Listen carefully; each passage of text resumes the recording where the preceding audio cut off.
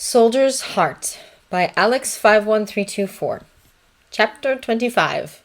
April to May 1917. 4 rows of 8 beds each, Thomas calculated, and they could get 32 in here. Better make it 31. They'd have to leave a space empty in front of the fireplace and another by the pocket doors unless they just kept them closed. So, say an even 30. Where are they going to eat? Her ladyship asked suddenly. Thomas had had several meetings with her ladyship by now, always conducted while walking through the house, to avoid the minefield of both of them sitting down in the same room, and was used to the way she jumped from one topic to the next, with no regard for order. Used to it, but he didn't like it. Before he could answer, Sister Crawley said, "I thought those who are most recovered could share the dining room." Sister Crawley, horning in on these meetings, despite having no official role in the convalescent home, was another thing he was used to. He should have realized that murderous rage would be her reaction to being shunted off to the side, in favor of him, of all people. No, she simply chose not to accept that it had happened. "I'm afraid there wouldn't be room," Thomas said smoothly. He'd learned that in this particular circumstance, interrupting Sister Crawley was a lesser sin than letting her voice her more outrageous ideas unopposed. And it would smack of favoritism if some patients dined as the family's guests, and not others. "Tables in the front hall, I thought, my lady. The ones we use for the hunt breakfast, if you don't mind lending them to the cause." "Won't they be in the way?" her ladyship asked. "A bit. What will move them back against the walls between meals." At least Thomas hoped she wouldn't insist on them being moved out of the hall altogether. "Not ideal, but there is a wall on, my lady." "Quite right," she said. "Very well." Thomas turned to the correct page on the clipboard he was carrying and made a note. "I also wondered how you'd feel about the nurses having their luncheon and tea in the breakfast room. They'd have breakfast at their billets, so that you'd still have it to yourselves in the morning." Her ladyship frowned. "I don't suppose it's really proper for them to eat with the men." Thomas had learned by now that when she said the men, she meant the officers, not the orderlies, who would be the only ones in the establishment who were men in the army sense. "Not precisely, my lady, and we found that if the nurses take their meal breaks in sight of the patients, they're likely to be called away for matters that could have waited until they'd finished." Another thing he had learned was that her ladyship was fairly sensitive to the convenience of the nurses, understandably, since Lady Sybil was one of them. "Then I suppose that's the best solution," her ladyship said. "They won't need to dine here?" "They'll mostly dine at their billets. The only time they'd be here at the dinner hour is if one were working a longer than usual shift. We don't anticipate that happening often, and on the occasions it does, I expect we'll be able to set her up with a tray somewhere." In fact, Thomas suspected that since the young lady in question would be a friend of Nurse Crawley's, Nurse Crawley was friendly with everyone, she'd advocate inviting her to dine with the family. But Nurse Crawley could face that fence on her own when the time came. "It seems as though you've thought of everything," her ladyship said. "Not quite, my lady," he admitted. "There's also the question of where the orderlies will eat their lunches and teas." "Not with the nurses," her ladyship said firmly. "No, my lady, nor with the officers. The best I've come up with so far is a second seating in the servants' hall. I don't think there'd be enough space for them to eat with the household staff. Not to mention Carson would blow his stack. But that would mean depriving everyone else of the use of the servants' hall for a considerable period every day." "What about a second seating in the breakfast room?" Sister Crawley proposed. "That way the nurses will be on duty while the orderlies have their breaks, and vice versa." And now Thomas was reminded of why her ladyship didn't put her foot down about Sister Crawley's butting in. She did have quite a few good ideas mixed in with the outrageous ones. It wasn't entirely right having enlisted men eat in a room the family used. Carson would have kittens. But it was better than anything Thomas had come up with. He glanced at her ladyship to see how she was taking the idea and ventured, "That seems as though it might be a solution." "Would it create more work for Miss Patmore?" her ladyship wondered. With only one modern kitchen to work in, one of the first things they had decided was that the assistant cooks paid for by the War Office would work under Miss Patmore's direct supervision. "I'll ask her, my lady, but I believe that for the hospital meals she'll be making things that can easily be held over for an hour or so." Thomas made a note of it on his clipboard. "And if we have the men, the orderlies, at the second seating, all we'll need to do between seatings is clear away the dishes that have been used. They won't mind or even notice if things are perfectly tidy." At last her ladyship agreed to this plan, and they went back to the task at hand, determining exactly how many patients they would be able to accommodate.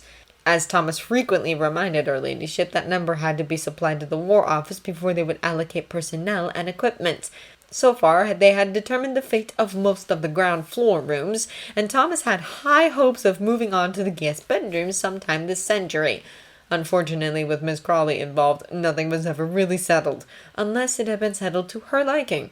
They had decided over an hour ago that the family would keep the small library and the large library would become a patient day room, but Miss Crawley was now saying, "With a small library and the billiard room as recreation areas, the large library could easily accommodate another 40 patients." "We must have somewhere to sit," her ladyship said, and not for the first time. "You'll have the dining room," Sister Crawley said. "Oh, and what about the morning room? I don't think we've put any patients in there." "Haven't we?" her ladyship asked. "Then what do you need the small library for?" Sister Crawley and Lady Grantham might disagree vociferously about how much space it was reasonable for the family to set aside for their own use, but one thing they had in common was a tendency to forget that the family's private quarters, wards, and common areas for the patients were not the only three categories they needed to allocate. Thomas cleared his throat.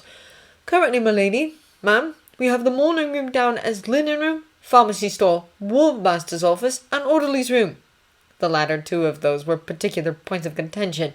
Thomas was rapidly running out of tactful ways to get across that soldiers denied a place to keep the kettle were inclined to mutiny, and that if he and Carson attempted to share the desk in the butler's pantry, there would be murder done within a week.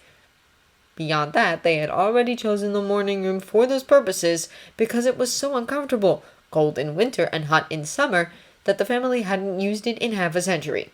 Fortunately, the two ladies did not demand a recital of these points. Instead, her ladyship said, "Speaking of linen, how will we make sure that the household things aren't confused with the hospital things, if they're all being handled in our laundry?" God, Thomas hoped she didn't go back on that point. Thomas had already spent an hour this week sucking up to the head laundress, telling her how in France it had been a man's day's work making sure they got back the things they sent out, and thank goodness they could rely on her to be honest. "Hospital things will all be stamped RAMC, my lady," he said. She nattered on for a while about how easily laundry marks could be missed. When she finally ran out of things to say on the subject, Thomas said, "I expect Miss Coulter will understand if I explain the importance of folding the hospital things so that the stamps are visible. Then the person responsible for the hospital linen cupboard can check for the stamps while putting the things away." About the time that her ladyship got around to accepting that these precautions would be adequate, Sister Crawley suddenly noticed the time. "Heavens!" she said. "If I don't run, I'll be late for the Women's Institute. I'm speaking to them about the blood grouping scheme, you know. We'll have to finish this another time. Have Branson take you in the car if that helps," her ladyship said. Something about it, the way she addressed Sister Crawley's remark about being late while ignoring the rest of it, caught Thomas's attention, and he began to wonder in the back of his mind if her ladyship just might have been stalling on purpose to get rid of her. Back when she'd arrived, whole geological ages ago, Sister Crawley had made quite a thing about her engagement with the Women's Institute. Looking at Lady Grantham with a new respect, Thomas followed her up the stairs, firmly resisting the impulse to look behind him to see if Carson had popped into view while he wasn't watching. Whether the hospital staff would use the front stairs was a question they hadn't tackled yet, but in any case, as wardmaster, he'd go where he damn well pleased. Thomas only had a short time to enjoy not having to play the referee between her ladyship and Sister Crawley. They quickly settled the matter of the bachelor corridor. The likelihood of bachelor guests being slim, all of the rooms there could be used for patients, and moved on to the main guest corridor, where they had tentatively planned to set aside a few rooms for any guests the family might invite. When they got there, her ladyship said, "Now that I've thought about it, I'm not sure we can have any patients here. The girls must be free to invite their friends, and we can't possibly have young ladies mixed in with the men." Thomas spared a half a moment to wish Sister Crawley was still here. She'd smack that down hard, allowing Thomas to step in and smooth things over. But since she wasn't, he had to be the one to object. "Yes, my lady, that wouldn't be suitable at all," he began. To buy himself another half a moment to think about what they could do instead, he continued, "But it is a great deal of usable space we'd be giving up for the convalescent home. With these rooms being larger, we could fit 4 gentlemen in most of them." perhaps 6 in the Armada bedroom. The bachelor corridor rooms would only hold 2 or 3 at most. One solution would be to take the bachelor corridor off the ward list and use these instead. But her ladyship would surely point out that the bachelor corridor rooms were too small for any married couples they might invite. You might think about how many young ladies you'd be likely to invite at any one time. There are the 2 additional bedrooms on the family corridor, which we wouldn't think of intruding upon for the convalescent home, he added smoothly, and for a young lady guest who happens to be a particular friend, the young lady's dressing room might be pressed into service. He knew better than to suggest that the Crawley sisters double up, even with one another or with a hypothetical guests, but surely they could manage without a dressing room for a weekend here and there. Her ladyship looked thoughtful. With all these men in the house, I expect the young ladies' mothers would be more comfortable if they slept near the family. After a bit more hemming and hawing, she agreed, and Thomas in turn agreed to set aside 4 rooms on the guest corridor for family guests, though he knew Sister Crawley would have argued that 2 were more than enough, and she'd probably have been right. But at least it was done. Thomas added up the numbers, her ladyship announced herself satisfied with the total, and he escaped downstairs, the back stairs this time, for a much-needed cup of tea and a cigarette. Miss O'Brien being nowhere in evidence, another question they hadn't tackled yet was whether or not Thomas now outranked her. He had Daisy bring him a cup of tea in the servants' hall and lit his cigarette there, sighing as he did so. "That bad?" Anna asked. She was doing some mending or something. "It'll be more fun once the new staff arrive," he said. "I knew sergeanting involved a certain amount of sucking up to those above you, but there's supposed to be a lot of them sucking up to me too. Not that it would turn out that way. With the new men arrived, he'd end up standing between them and Carson." "Don't you get to boss them around down at the hospital?" Thomas was still working there when he wasn't dealing with convalescent home business. "Lately, I've had to make a point about deferring to the ward sister," he explained, "so she doesn't get a backup about not being matron here." That was particularly vexing, since her feathers were most in need of unruffling after she'd gone a few rounds with her ladyship. The same time that Thomas felt most in the mood to kick somebody. Fortunately, she was still tied up with the Women's Institute when Thomas got down to the hospital. He could be sure of it because Nurse Crawley and Lieutenant Courtenay were canoodling on the bench in the side yard, which they'd not have dared to do if she might catch them.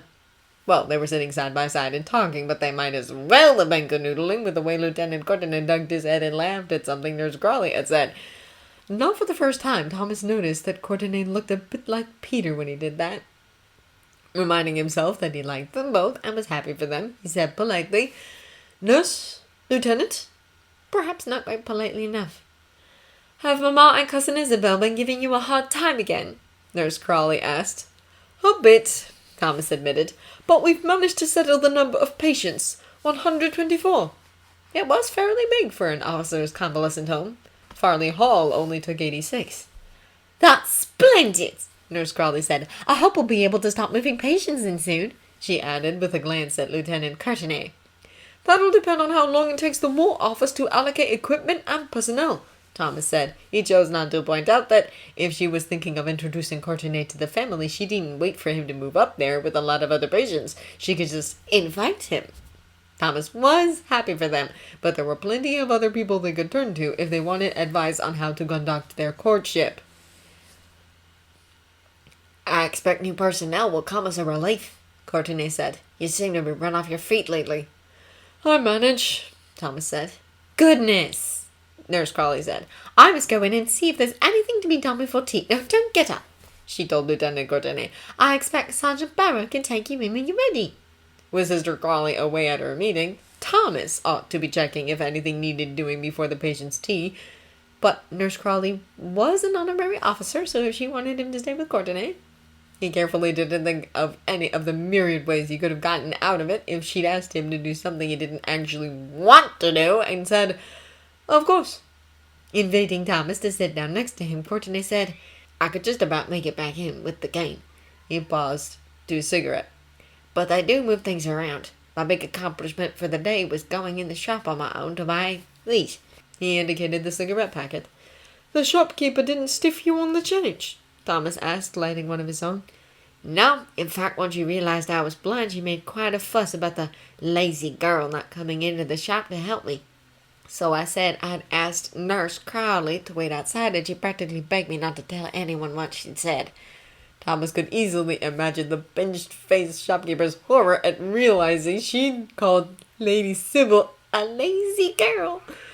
Blimey, no, she'd not want that getting back to the family. I expect Nurse Crawley'd find it amusing, though. Courtenay nodded. He sighed. I suppose when I get back to our village it'll be like that. Everyone thinking I can't stir a step without a minder. Likely, Thomas agreed. Until they get used to it. Well, you'll have loads of practice by then. The people in Malvern will be used to blind men out and about. Malvern was the town where the blind centre was located. Nurse Crawley had written for a pamphlet about it, which discussed how its location in a former hotel allowed the patients easy access to the pubs and shops, where they could practice handling money and so on. True, Courtenay said, the fingers of one hand creeping under his cuff to trace the scars on the opposite wrist. Major Clarkson had taken the stitches out a few days ago, and the cuts were closed up, though the scars still stood out starkly against his pale skin. It'll be a couple more weeks, at least, Thomas said, before they fade. He knew Courtenay worried about being sent away again without warning. He didn't like having the marks show, but he also clung to Major Clarkson's promise that he'd stay put until the evidence had faded. And it could easily be longer before your name comes up on the waiting list. The place Major Clarkson had put him down for was a model rehabilitation center with far more applicants than they had room for. Thomas didn't know what kind of strings the Major had had to pull to get Lieutenant Courtenay on the list. I know, said Courtenay. I'm sure I'll be ready by then. We can set up a code, Thomas suggested, in case it's awful. Put the owl flies at midnight in a letter, and Nurse Crawley and I will come and stage a jailbreak. Courtenay laughed, which was what Thomas had wanted. I don't expect it'll be that bad. He flicked ash from his cigarette. Will you have time after dinner to help me write a letter? Of course, Thomas said. The one to your people. They'd been talking about what Courtenay ought to say to his family about their plans to push him aside, but Courtenay hadn't gotten as far as actually writing it yet. Thomas wondered if he'd wanted to wait until he had a happy announcement to make. Yes, Courtenay said. I've decided you're right about taking a leaf from Sister Carly's book. I'll simply pretend I haven't noticed that Jack means to replace me and tell them about all the ideas we've come up with for how I'll manage the farm and everything. Good, Thomas said. That ought to get the message across. It won't settle it, Courtenay answered, but it'll be an opening shot. After getting Courtenay settled on his bed, Thomas reported the results of his meeting with her ladyship to Major Clarkson, who was pleased with the result. I wasn't sure we managed to get her to agree to more than 100, he said. It was touch and go for a bit, Thomas admitted and explained about the guest bedrooms. Major Clarkson nodded in approval. That sort of thing is why I knew you'd be the one for this job, he noted. So, do we all work for Thomas now? Daisy asked. She was clearing the servants' hall table after tea, and Miss Hughes was explaining what her ladyship had relayed to her about the dining arrangements for the patients and staff. Anna glanced at Mr. Carson to see how he'd respond to this query, but before he could get his mouth open, Miss O'Brien jumped in. We most certainly do not. Daisy's question had been innocent enough, Anna thought, but Miss O'Brien's response had put Mr. Carson in the tricky spot of having to agree with Miss O'Brien. He temporized by saying, We work for Lord and Grantham. That will not change. But he is in charge, Daisy said. Auntie? That's what it means. Wardmaster? He'll be in charge of the new people that come to work in the convalescent home, Anna explained. We keep on doing our old jobs. But what about when we're cooking for the convalescent home people? Daisy pressed on. Or when you're cleaning the rooms they'll be using and like that. Anna hadn't really thought of that and looked to Miss Hughes to see if she had either. We haven't quite settled all of the arrangements, Miss Hughes said, but her ladyship has expressed her confidence that we'll all work together to make sure that both the household and the convalescent home run smoothly. Next to Anna, Ethel murmured something that sounded like, I'll bet she does. Fortunately, no one else seemed to have heard. Miss Hughes went on to explain that the orderlies would eat in the breakfast room, but after the nurses, so that they would only need to clean the room once when everyone had finished. Oh dear, said Miss O'Brien. You mean we're to have nurses working here? It's a hospital, Mr. Bates pointed out. Of course there'll be nurses. Anna chimed in. Lady Sybil says that she and the other nurses will take turns working here and at the hospital. Miss O'Brien put on a puzzled expression. Surely that can't be. Not if Thomas is in charge of the convalescent home staff. She trailed off, allowing them all to take in the implication. For a moment, Anna thought that Mr. Carson might have another heart attack. Perhaps I've misunderstood something, she said quickly. She didn't really think she had, but perhaps between one thing and another, no one had quite realized that, under the arrangement they had agreed upon, Lady Sybil would be taking orders from Thomas. Shall I read it over then, sir? Make sure we haven't missed anything? Thomas asked, sitting with Courtenay on the bench outside after supper. He'd written out a rough copy of Courtenay's letter in pencil, with many erasings and additions to be copied over in ink once Courtenay was satisfied with the wording. Yes, all right, Courtenay said. Thomas began. Dear Mother, I'm sorry not to have written sooner, but I had a small relapse, nothing to worry about, and there have been quite a few details to be worked out. You're right, of course, that now that I'm blind, we'll have to think differently about how I'll uphold my responsibilities to the farm, the family, and the village. Fortunately, I'm far from being the only one facing such challenges, and so the War Office is prepared to help me adjust to the changes. Sorry, Courtenay said. Now that I think about it, fortunately isn't really the word, is it? Thomas reviewed it. No, I suppose not. What about, since I'm far from being the only one facing such challenges, the War Office is prepared, etc. Yes, Courtenay agreed. That's much better. Go on. Thomas noted that change in the margin and read on. You'll be glad to know that the chief medical officer here, a Major Clarkson, has arranged for me to go to a specialist school for blind soldiers once I'm ready to leave here. They had decided on the word school rather than hospital or even center, so as to avoid giving Mrs. Courtenay the idea of leaving Courtenay there permanently. The same reasoning was behind the next line, which Thomas now read. The usual course of study there is 3 or 4 months, and they aim to equip each man to resume his trade or profession. There is a section for officers, so I'm sure I will not be the only gentleman farmer they have had. It's a model program that can only take a small proportion of those who would benefit from it, so I'm very lucky to have gotten a place. One reason Major Clarkson recommended me for it is that our family's position in the country will give me the opportunity to be a good example to others. It is very easy to become discouraged after one has been crippled, but I hope that any men among our tenant farmers who have been changed by this war will take heart to see me carrying on to the best of my ability. Thomas paused in his letter. Are we sure that's not laying it on a bit too thick? Courtenay shook his head. She's very keen on setting a good example. I almost wonder if we oughtn't to paint an even more vivid picture. A man who thinks being crippled gives him an excuse to lay about and make his wife and children earn the living, being shamed into working by the side of the young squire or something like that. He lit a cigarette, but I suppose we ought to save something for the next one. Go on. Thomas read on. You wrote of finding a servant to help me, but the main thing I'm going to need is a reliable man who can serve as secretary, general assistant, and my eyes on the farm. It'll be a job of work to find the right man, so you might start looking while I'm back in school. It would be an ideal situation for a clever chap from a farming background who perhaps has an injury that puts him out of doing heavier work. He'll need to be able to see, of course, and go round the farms with me and write, but don't count out a man who's lost a leg or his non-writing hand, for instance. There are several men working at the hospital who have injuries serious enough to have taken them out of the fighting line, but who manage very well. Please give my congratulations to Jack and my best wishes to Jenny, whom I look forward to getting to know as a sister. Your obedient son, Edward Courtenay.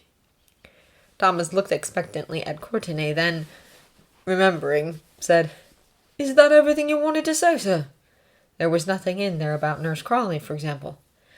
I believe so, Courtenay said. Upholding my responsibilities to school, setting an example, finding an assistant. He ticked the items off on his fingers. Unless you want me to say more about the extremely capable corporal who saved my life one-handed. I shouldn't think so, sir, Thomas said. And I'm a sergeant now. Sorry, said Courtenay. Thomas hesitated. Might as well rip off the bandage. What about Nurse Crawley? Courtenay turned his head toward him. Nurse Crawley, he said, informed me earlier this week that she considers us very warm friends. Sir? Thomas said. That's the sort of thing they say when they're afraid you're going to propose and they don't want to have to say no, he explained. Oh. Thomas felt a curious mixture of feelings. Relief that he wasn't marrying Lady Sybil, jealousy that he had wanted to, anger that he hadn't thought Courtenay was good enough. I wasn't going to, though, Courtenay added. I mean, the thought had crossed my mind. At time or two, I thought, well, she said a thing or two about not minding a husband whose position wasn't equal to her father's. Thomas recalled her comment about someone unsuitable, but hadn't that been before Courtenay had arrived? And the country squire was quite a bit below an earl, but not so far as to be out of the question. Who could it be? Courtenay went on. I suppose what I mean is that if she'd hinted that she wanted me to propose, instead of hinting that she didn't, I probably would have done, but I'm not heartbroken or anything. I see, Thomas said, even though he really didn't. She's very nice, Courtenay went on, and she'd certainly help me stand up to Mother, and I expect we'd have gotten on pretty well. But I suppose I've mostly enjoyed thinking I'm not entirely repulsive, that I might be attractive to someone. To someone? Wouldn't a normal man have said to a woman? Maybe. And now he'd gone on far too long without saying anything. Yes, sir, he said automatically. I dare say you would be to the right person. Maybe, said Courtenay, finishing his cigarette and tossing it away. Seems like a bit of a tall order, but I suppose I won't count myself out yet. He reached for his cane and stood up, and any opportunity Thomas might have had to make a move was gone.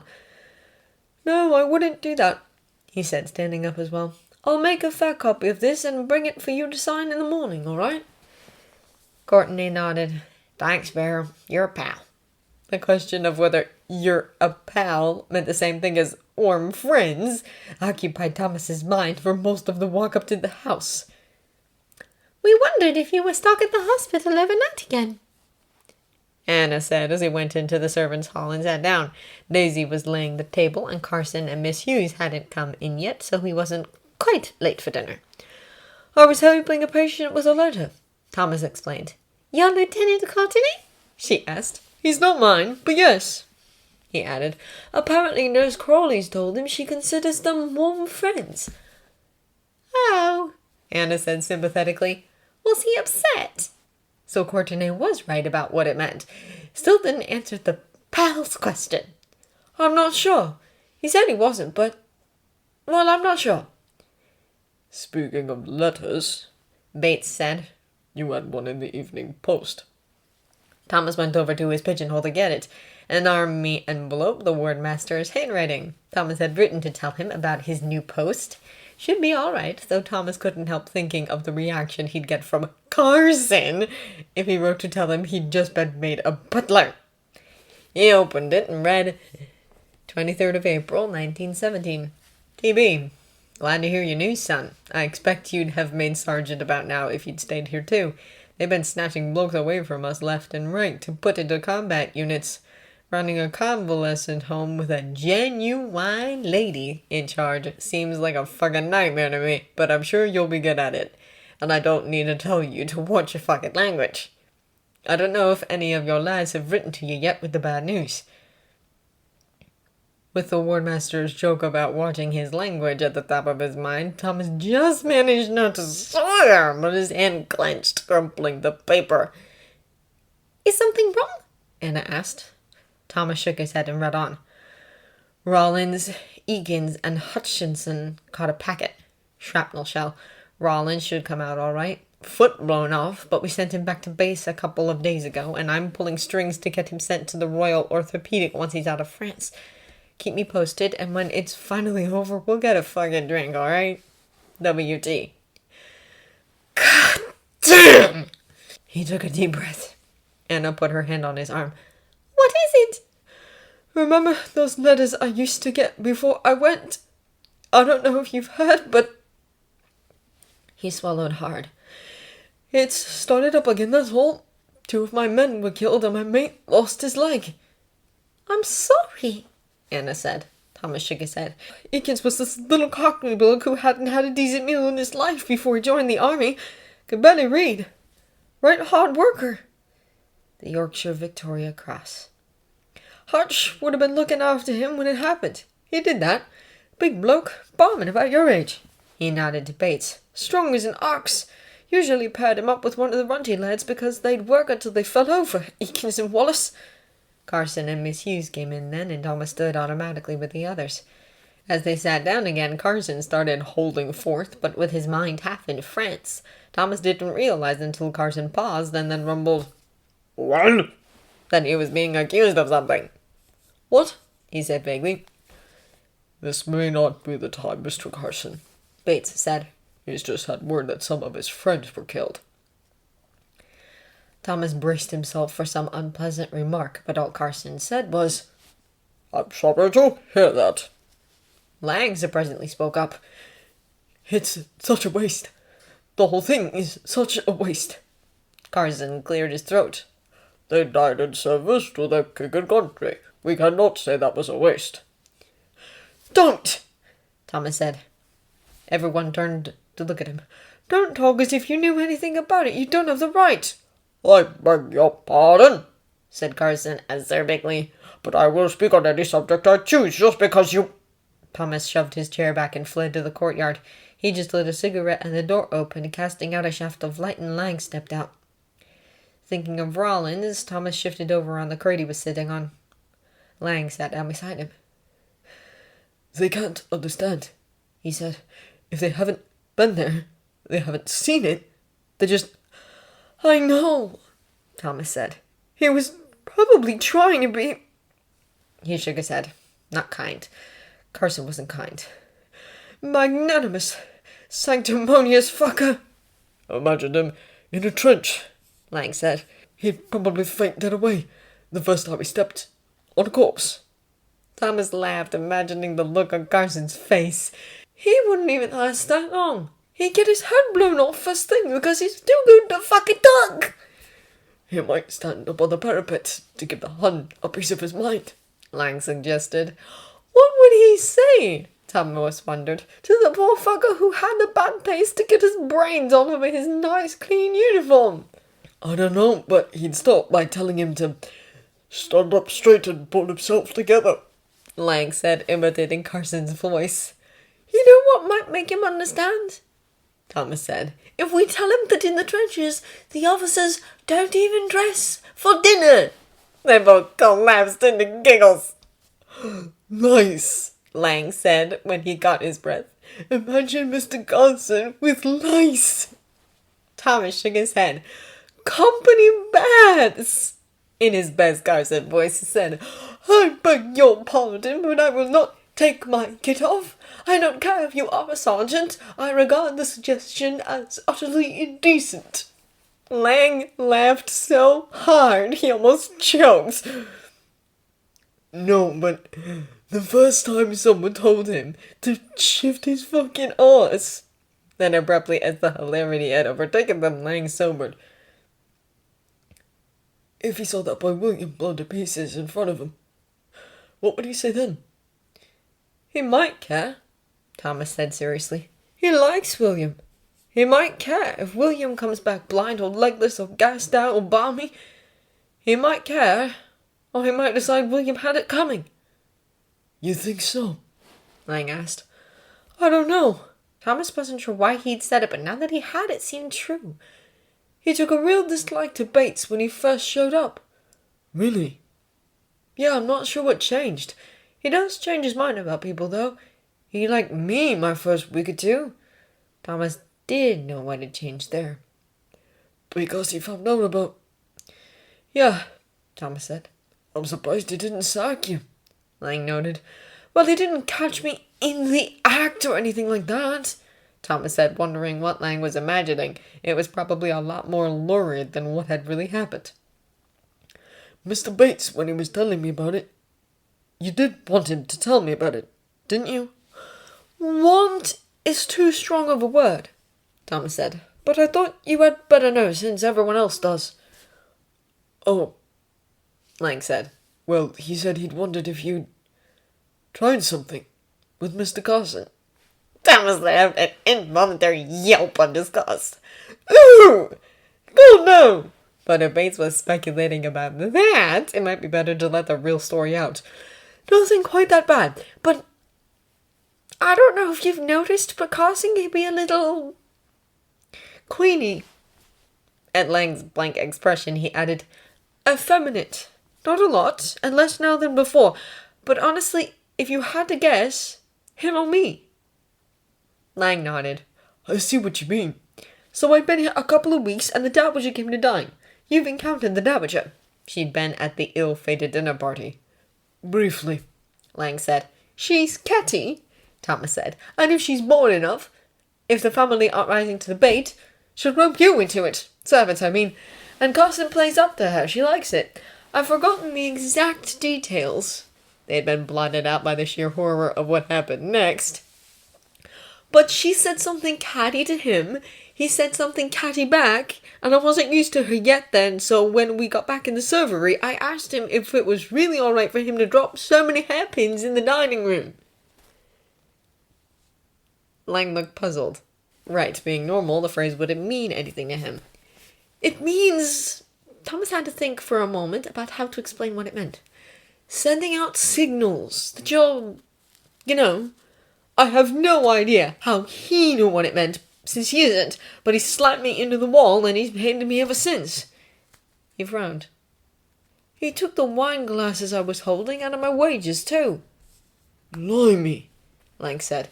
If he did it now, I'd quit, Thomas said, shrugging his good shoulder. But at the time I was young and stupid enough to feel like it'd be running away from a challenge. And he couldn't sack me because I'd have told them upstairs that he hit me. The other footman didn't see? Lang asked. Thomas shook his head. I'd not have said it if anyone else was there. It was the first footman's evening out, and the second was, I don't know, downstairs getting the next course or something. Thomas was surprised by how vividly the memory came back to him. The expression of fury on Carson's face, the crunch of the glasses, the moment of dizzy confusion as his mind caught up to the fact that the funny old grain had just belted him hard enough to make his teeth rattle. He had told Miss Hughes, he recalled, that he tripped and fallen, and in the servants' hall afterward, Carson had lectured him about his clumsiness in front of everyone. Abruptly, Thomas realized that telling that particular story to Lang, who already found going into the dining room with Carson hard on his nerves, was a bit less than ideal. He doesn't go around hitting people regularly, Thomas said. As far as I know, that was the only time. Even so, Lang said. They'd all look at him differently if they knew. Don't tell them, Thomas said quickly. I mean, I don't mind if they know I made that mistake and Carson took it badly. It was, after all, why he'd told Lang in the first place, so they wouldn't go on thinking he'd made a pass at Carson. But not about the other thing. It's nothing for you to be ashamed of, Lang said. I didn't hit him back, did I?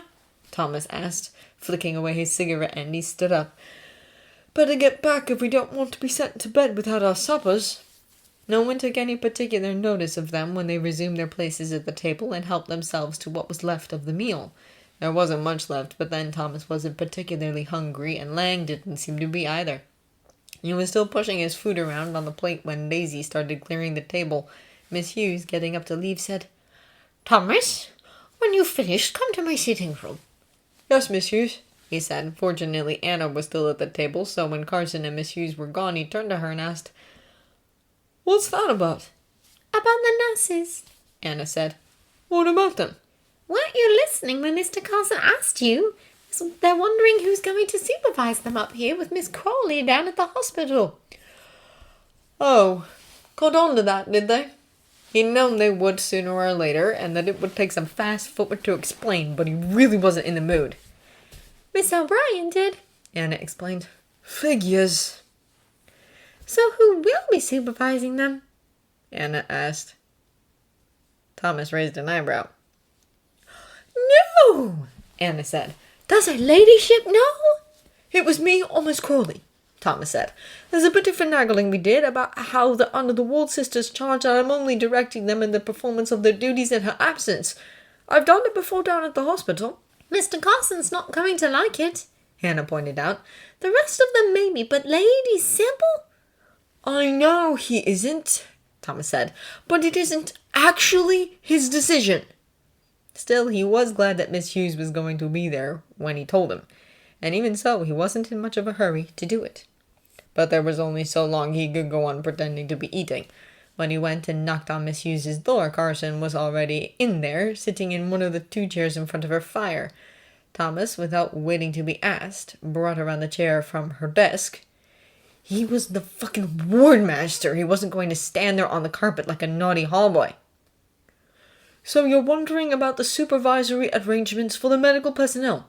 He asked. Carson opened his mouth and Miss Hughes shot him a quelling glare. We are, she said. We understand there will be both orderlies and nurses working here. Yes, Thomas said. The Army's usual practice is to have an NCO in charge of the men and a matron or sister in charge of the women. That's how we've done it at the hospital. Unfortunately, the ward office isn't able to allocate us another NCO and another ranking nurse. We thought about having all the women work in one location and all the men in the other, but one of the advantages of having the convalescent home so close to the hospital is being able to rotate personnel between the two. That way, when the patients come up here, they'll find some familiar faces. And it's a bit of a respite for the staff as well. Hospital work can be fairly grim. I'm sure it must be, Miss Hughes said. Yes, most weeks we have at least a couple of deaths. Not nearly as many as a unit in France would see, but it's still difficult. With the reasoning behind the unorthodox arrangement established, he went on, So what we decided, Major Clarkson and her ladyship, and Sister Crawley and me, is that we'll have personnel of both sexes at both locations. I'm in overall charge of the men, and Sister Crawley of the women. That is, when it comes to discipline, training, determining what sort of duties each person is suited for, she handles the women, and any concerns she has about the men she refers to me, and vice versa. Carson cleared his throat. And as for the day-to-day, Thomas had hoped Carson wouldn't ask that. As for the day-to-day, it's a bit tricky, because the young ladies are honorary officers, but when they're assigned to work here, the ward sister will instruct them that they are expected to do as I recommend. If they don't, she'll hear about it, and in turn, if I recommend anything the ward sister doesn't approve of, Major Clarkson will hear about it. Miss Hughes was nodding and looking reasonably satisfied, but Carson's expression was thunderous. Thomas continued. It's not precisely according to the rule book, but it's standard practice for young field officers to rely upon the advice of an experienced NCO, so it's not entirely irregular either. They were, in fact, stretching that analogy to the breaking point, but there it was. We have also agreed that if any of the nurses are unable to adjust to this arrangement, they won't be required to work at the convalescent home. The men are subject to military discipline, so they'll adjust or else.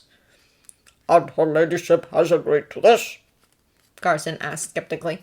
She has. She also plans to be quite involved in the running of the convalescent home, so she'll be keeping an eye on the young ladies as well. Carson began to rumble, and Miss Hughes said, I'm sure you understand that how it would look to the others, especially where Lady Sybil is concerned. Carson made a sort of strangled noise. I do, Thomas said. Look, the rest of this is all for public consumption, but between the 3 of us, her ladyship thinks it best to keep Miss Crawley at arm's length from the house. Otherwise, we'd likely have her here as matron. He paused to let that sink in, and Miss Hughes asked, If she's being kept at arm's length, why is she so often here discussing the plans with you and her ladyship? Exactly, Thomas said. That's what she's doing when she has no official role at all. Imagine what she'd be like if she were in charge. By now, she'd probably have worked her way round to suggesting that the family move into a 2 up and 2 down in the village so the convalescent home can use the whole house. You're speaking of a member of the family, Carson snapped. Thomas sighed inwardly and reined in his temper. I am, he said, and you can't stand her, so what do you want about? She's a very good nurse and an efficient manager, but she does like having things her own way, and she doesn't entirely appreciate that the rest of the family are making a sacrifice to give up as much of the house as they have, because they had about 10 times as much house as any normal people would even dream of thinking they needed, but that was neither here nor there. And you do, Carson demanded. I understand what they used to, Thomas said, and I understand what goes into running a house like this, and that it's as much of a balancing act as running a hospital. That's one of the reasons why Her Ladyship and Major Croxton decided I was the one for the job. That was another point, one that Carson didn't seem to quite grasp yet. I don't expect you to like it, but I take my orders from Major Clarkson, and this is what he's ordered me to do. Unless you're suggesting mutiny, I'm not sure what you expect me to do about it. Feeling the last shreds of his temper starting to fray, Thomas stood up. Now, I've had a very long day. If you want to discuss this further, we could do it when I'm on duty. He left without waiting to be dismissed. Well, said Miss Hughes after Thomas had left, not quite slamming the door behind it, but shutting it a bit more firmly than he would have had to. It sounds as though they have thought it through.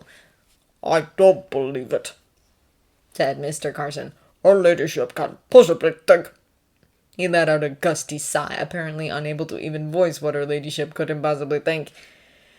It was Miss Hughes who had suggested the simple expedient of asking Thomas directly after Miss O'Brien had raised the point. She'd been thinking of the confusion about Thomas's billet back in the winter, and how it would have saved them all a bit of trouble to have simply asked at the beginning instead of speculating and stewing over it for days. She'd hoped that there might be a similarly reassuring explanation. A woman nurse who would join them once the convalescent home was up and running, perhaps, to take charge of the young ladies. It seems that she does, she answered. I can ask her the next time we speak about the convalescent home to make sure there isn't anything we're missing, but I dare say Thomas knows as much about it as anyone, unless you are suggesting mutiny. Mr. Carson shook his head. There'll be no controlling him after this, not that there was much before. Thomas had never seemed particularly out of control to Miss Hughes, but she let that pass. It's Major Clarkson's job to control him now, she pointed out instead. Carson gave her an arch look. I've been given to understand that his lordship expects us to take him back. It wasn't. He huffed. I won't have it. I shall have to put my foot down when the time comes. Let's not get ahead of ourselves, Miss Hughes suggested. It may not even happen. It looked to her as though Thomas had outgrown being a footman. If he didn't go into hospital work permanently, she thought, he might well look for his next position as a butler. Over the next couple of weeks, preparations for the convalescent home moved forward. The War Office agreed to send a number of new orderlies and VADs, which was fewer than they had hoped for, but more than they had feared. The new orderlies arrived in time to assist the Downton staff with clearing out the household furnishings and moving in the hospital ones. They began with the rooms the family would miss the least, and it was with great pride that Thomas arranged the former morning room. The linen shelves would divide the room in half, screening off his desk from the more public section of the room. His office wasn't large, but he did scrounge a couple of old chairs from the attic, feeling that a wardmaster's office ought to have them. The outer part of the room held a locking cupboard for drugs and an old table, also rescued from Downton's attics, for the orderlies to sit at. On it Thomas put a spirit stove, he had ordered the same model they'd had in France, and kettle. The tea canister he filled with a blend of 2 parts Standard Issue, 1 part Fortnum Superior. The thought did cross his mind a time or two that it would be nice to have a cat, but he supposed Isis the Labrador, who decided that the orderly's room fire was a cozy spot, would have to do. At the same time, Thomas wrote to Rawlins at the Royal Orthopedic and waited anxiously for a reply. As he knew, the journey from the 47th ambulance to a London hospital was far from straightforward. It took over a week for Rawlins to write back. 10th of May, 1917. Barrow.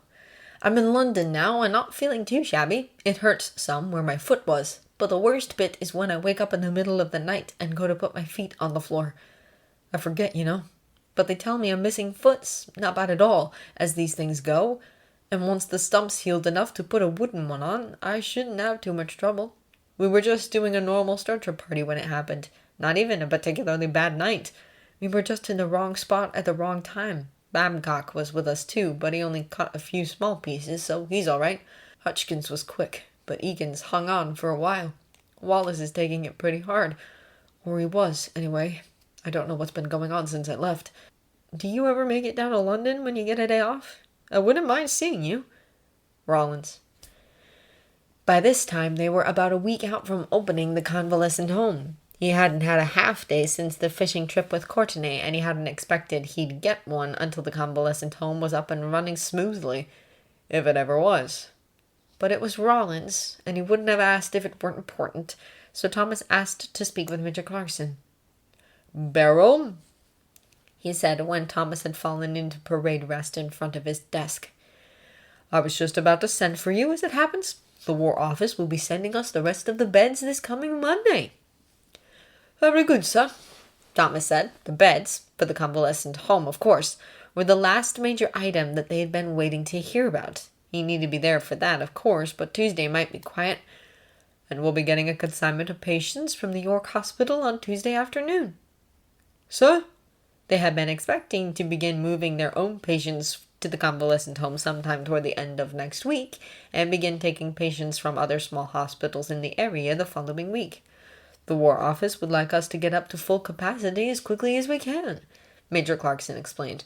There's something planned for early June, apparently, so the field units must be clear of patients, which means the base hospitals must take them, and... He gestured. You know how it works?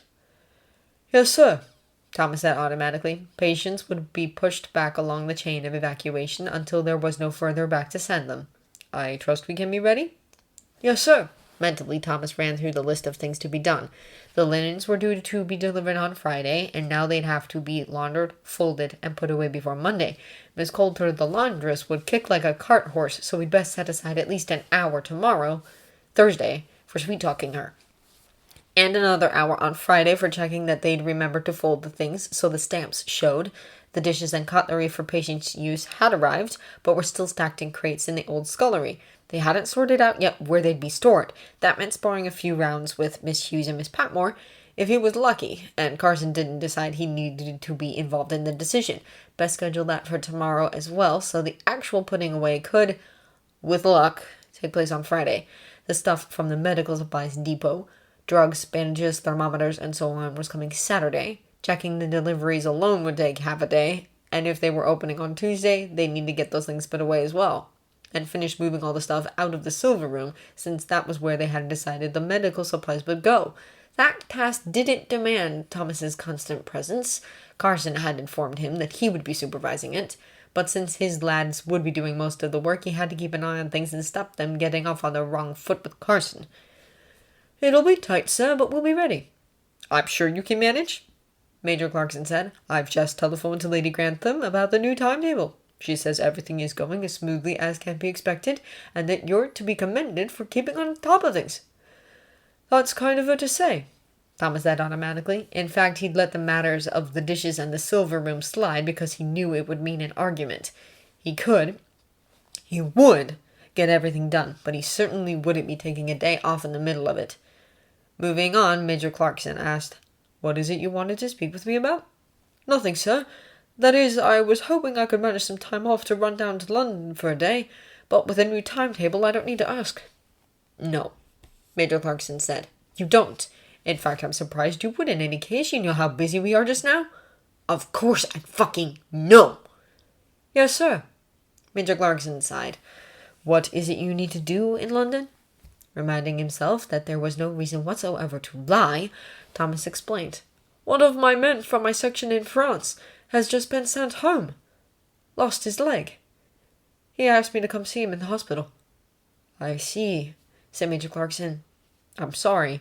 It's not an unreasonable request, especially given how little time off you've taken.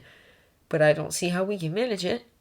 Yes, sir, I understand. Not just now, at least, he added, once the patients have been settled in and the routines are established. He looked sharply at Thomas. He isn't dying, is he? Your friend? No, sir, not that I know of.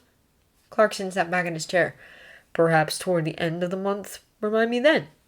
Yes, sir, Thomas said. It was more generous than he had a right to expect. Thank you. He didn't have much time to dwell on the question of whether whatever it was Rollins wanted could wait until the end of the month. The next day, after the morning chores at the hospital were finished, he walked back up the hill to Downton and did battle with the laundress. She was predictably displeased to have her schedule for the next few days thrown into turmoil and wasn't afraid to show it. The only way we might have a chance of getting it done is if we work on the Sunday. We aren't paid to work on a Sunday. Not that you could pay me enough to violate the Sabbath. Put my mortal soul in Barrow.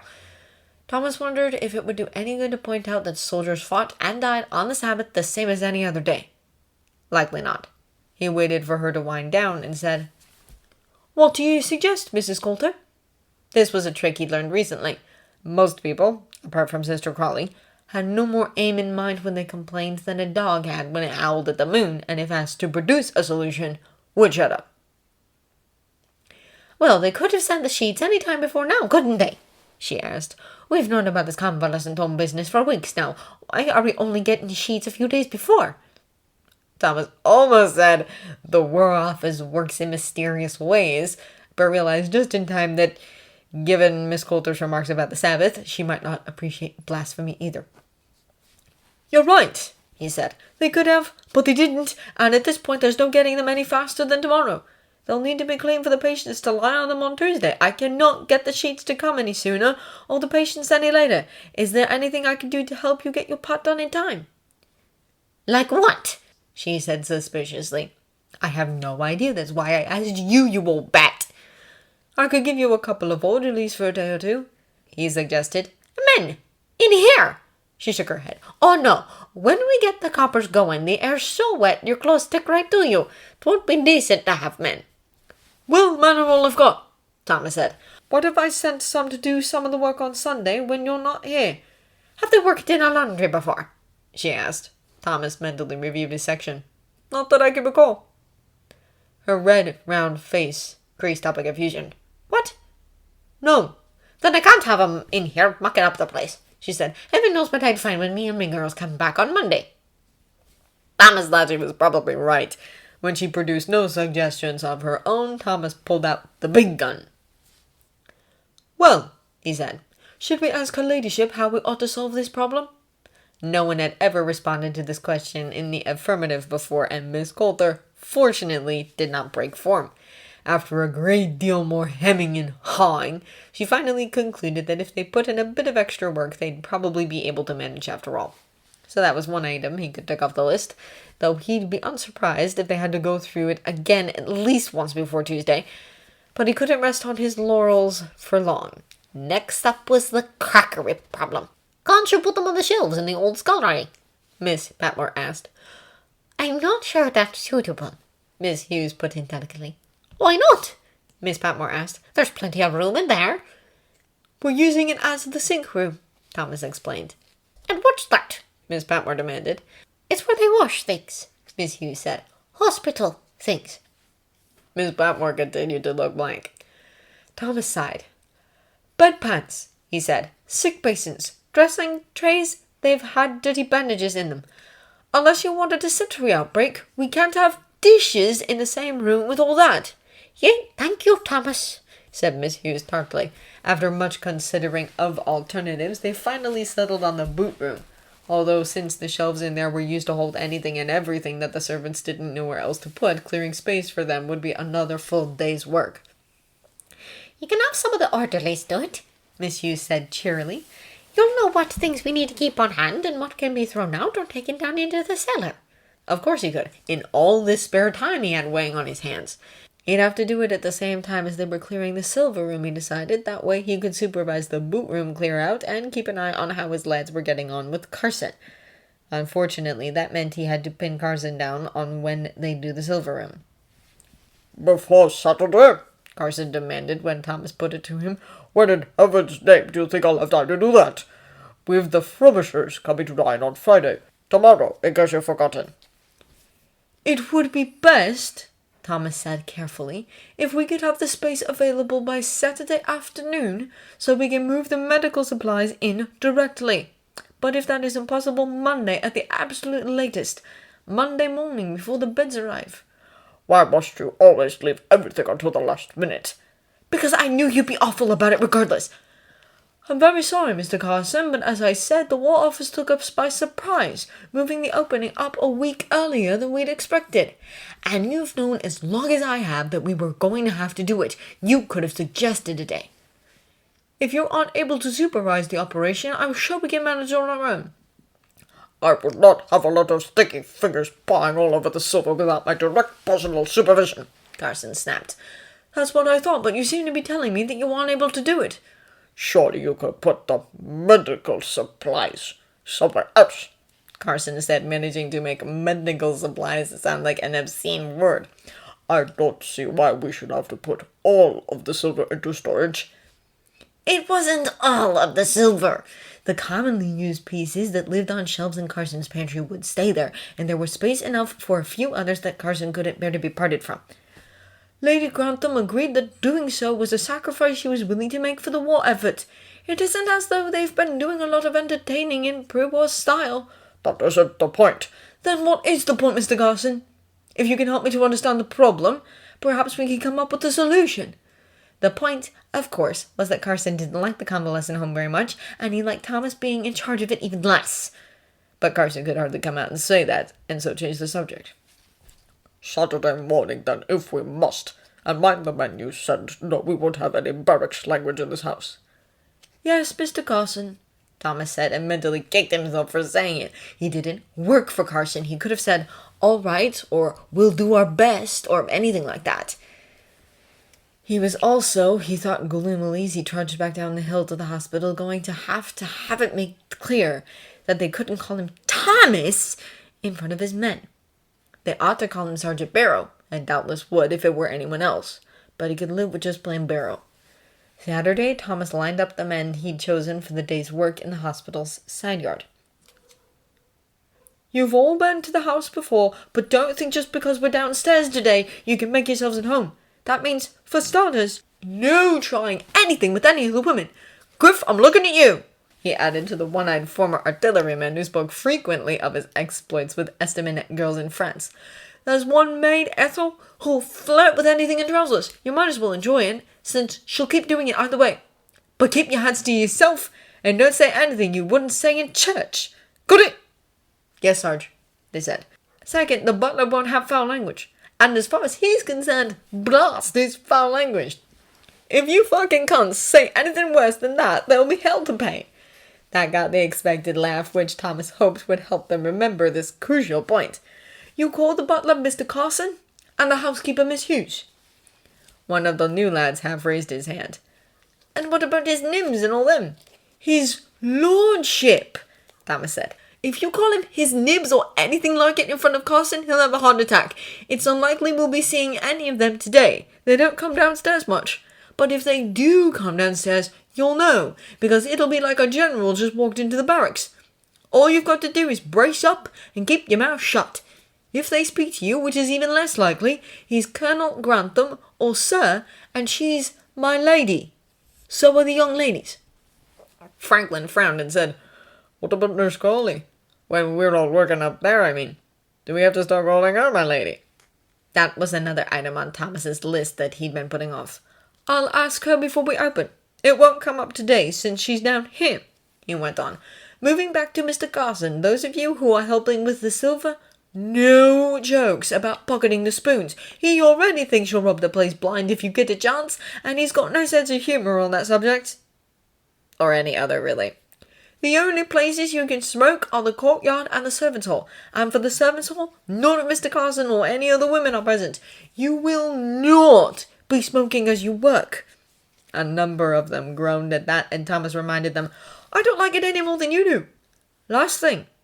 The footman Henry Lang was invalided out. Shell shock. Don't give him a hard time. The murmur that followed that instruction was one of agreement, fortunately. When they got up to the house, a few of them did eye Lang warily, as if waiting for him to do something loony, but Thomas thought that was better than having them speculating about why he wasn't in uniform, particularly if Lang happened to overhear it. Cleaning out the boot room proved to be as unwieldy a chore as Thomas had expected. The best approach he could come up with was to station himself at the table and have one man start on each side of the room, emptying out the cupboards and shelves as he came to them, and bringing their contents to Thomas for him to figure out what to do with them. A third man took the items where Thomas decided they should go, whether back to the boot room cupboards, out to the rubbish heap, or down to the cellars. It was weirdly interesting seeing all of the things that had piled up in the boot room over the centuries, accreting like geological layers.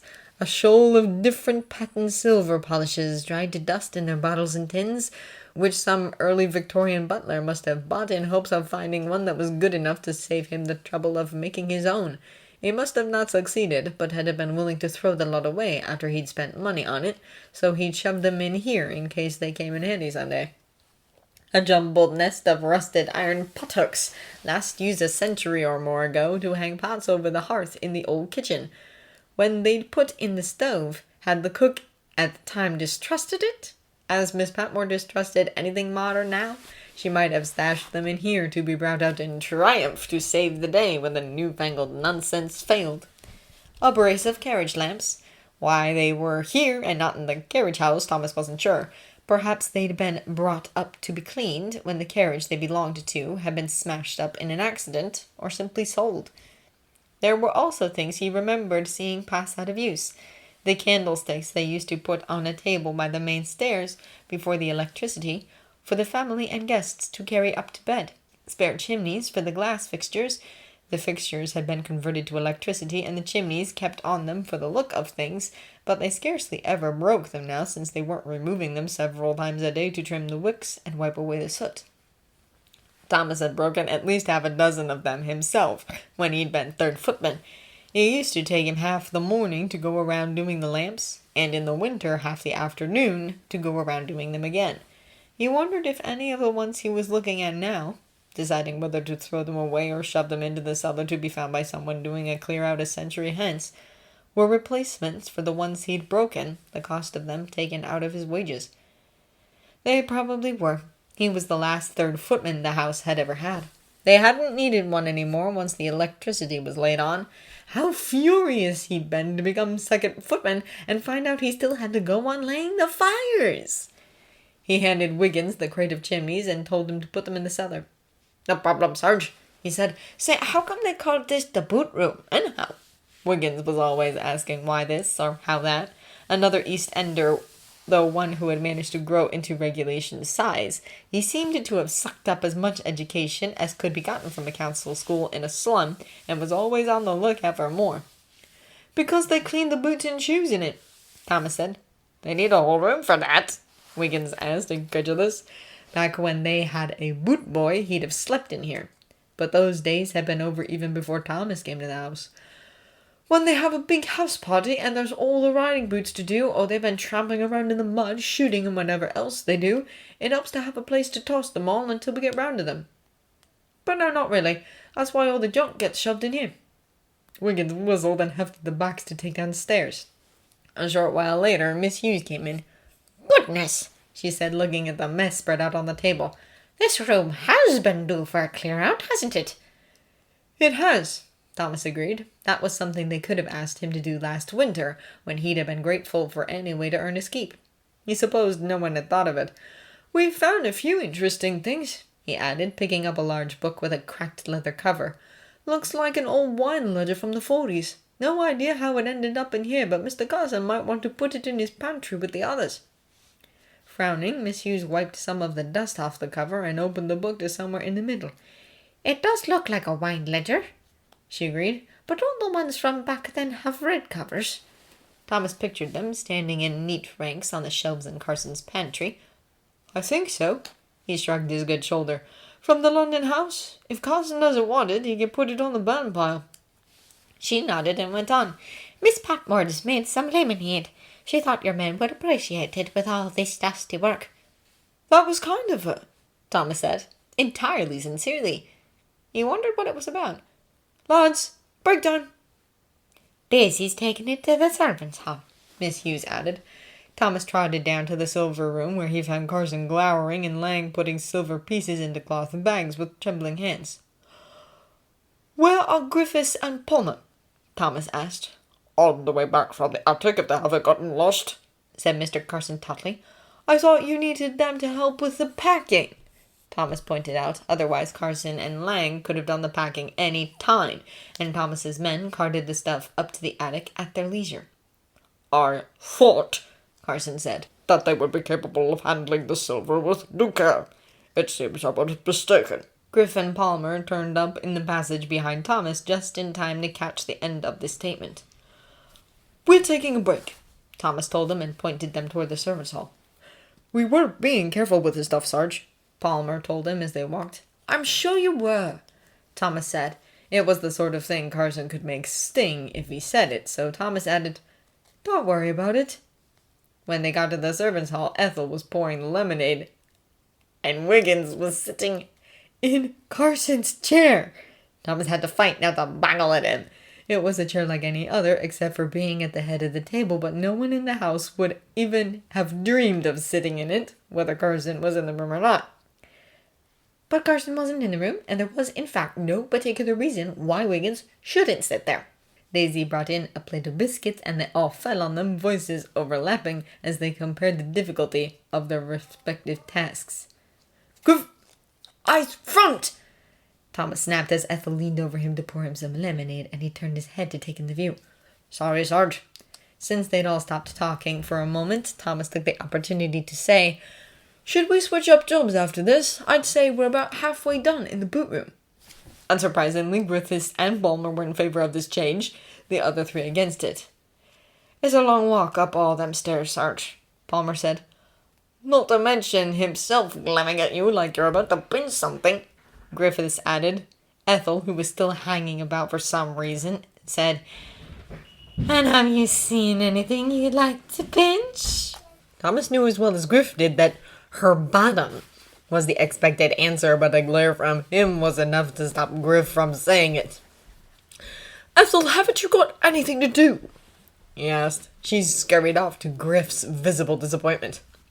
She carries on much worse than that. She'll find herself sacked, Thomas explained to Griffiths. Best not lead her into temptation. And we can smoke now, Wiggins pointed out, taking out his cigarettes. Thomas nodded, getting out his own. Mind you put the ashes in the ashtray, he warned, lighting up. All right, so Cutter and White, you'll work with Mr. Carson next. Wiggins has already been carting stuff all over creation, but not dealing with Mr. Carson. So he'll stay where he is. Fair enough?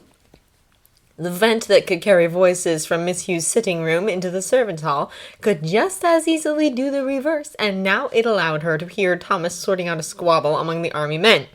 None of them much enjoyed working under Mr. Carson, apparently, with what seemed to be practiced ease. She wondered a little at his choice to follow up his orders by asking if the men found them fair. Wouldn't that only encourage more grousing? But the question was met only with murmurs of agreement. They moved on to talking about the mysteries of their day's work, trading hints about the jobs that were being switched off from one pair of men to the other. The one with the London accent explained importantly to his fellows why the boot room was called the boot room, something it would never have occurred to Miss Hughes could be a mystery to anyone. Thomas did not, she noticed, correct him when he mixed up shooting with hunting, saying something about the boot room coming in handy when the lords and ladies and all that had been tramping around hunting and come back with muddy boots. How different it had been a few years ago when William, then new to the house, had made the same mistake. Thomas had not only corrected it, but had gone on at quite some length while William had sat there turning red as a pickled beet. It had been cruel, but if she was honest with herself, she didn't have to look very far to see where he had learned it.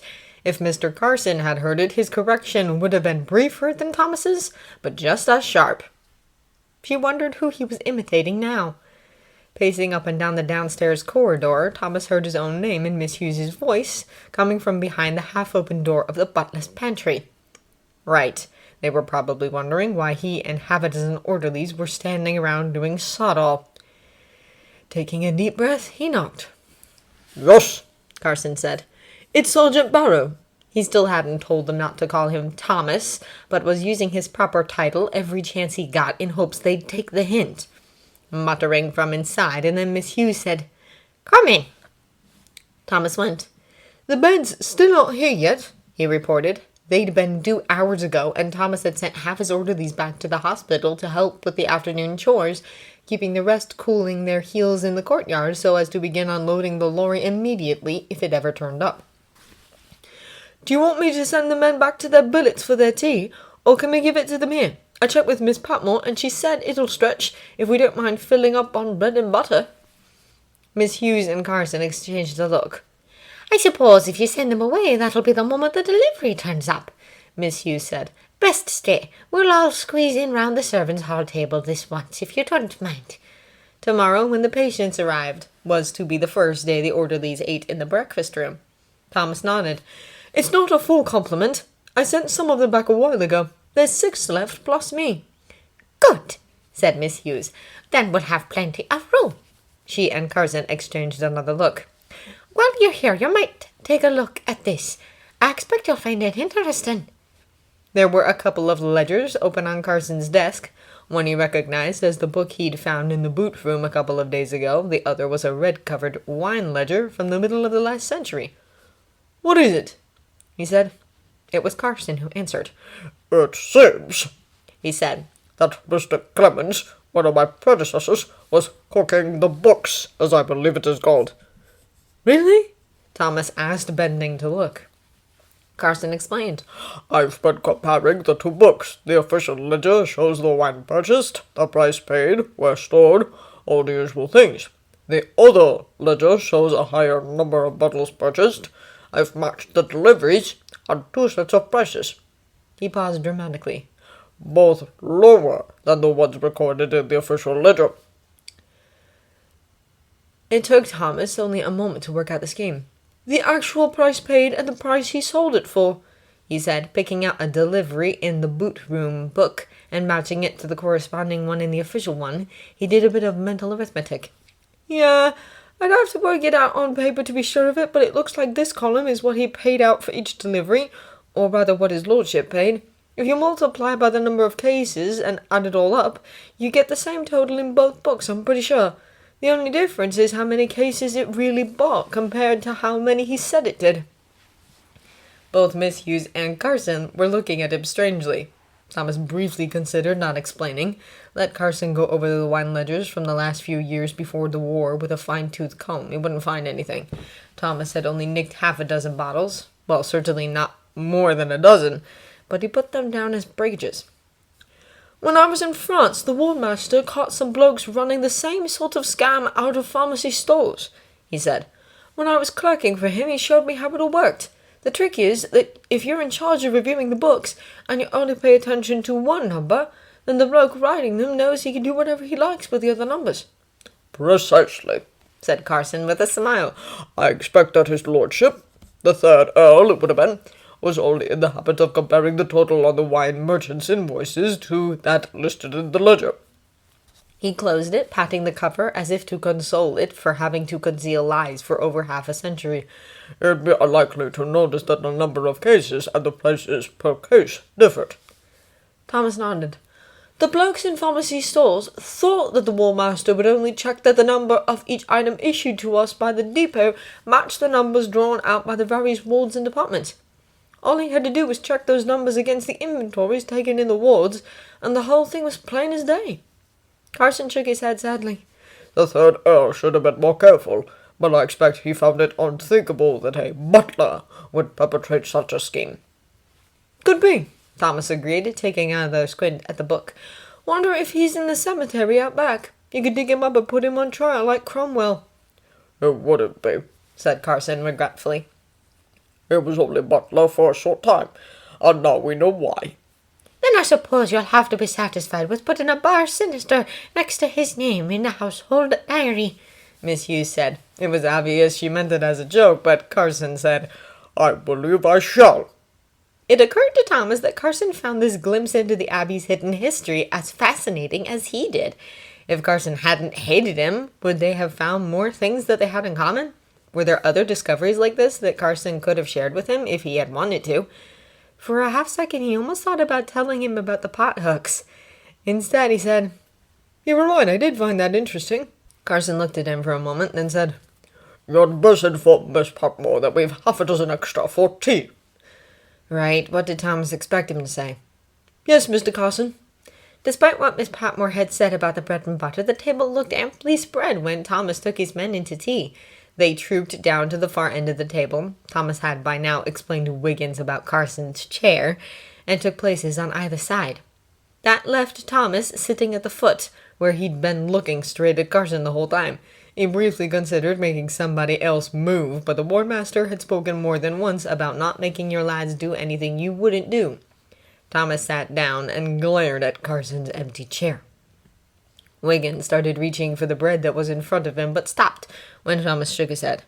We have to wait for Mr. Carson and Mrs. Hughes. Just then the pair made their entrance and everyone stood up. Thomas had forgotten to warn them about this ritual. In the army, as a rule, you didn't eat in the same mess with anybody you had to stand up for. But they followed his lead and stood up too. As they all sat back down again, Wiggins asked, What did we do that for? Everyone stands up when Mr. Carson comes in, Thomas said. One every time, Griff asked.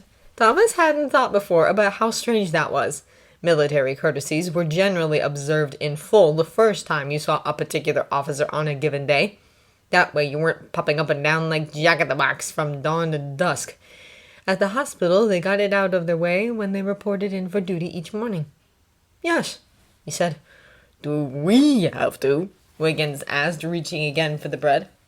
No, Thomas said, and at the far end of the table, Carson drew his breath in sharply. Keeping his eyes on his men, Thomas continued. We don't technically, but if we're in here where everyone else is doing it, we should. Wiggins opened his mouth to say something else, but before he could, Carson snapped, I beg your pardon, Thomas. Now Thomas looked at him. He was glowering at full strength, but Thomas didn't flinch.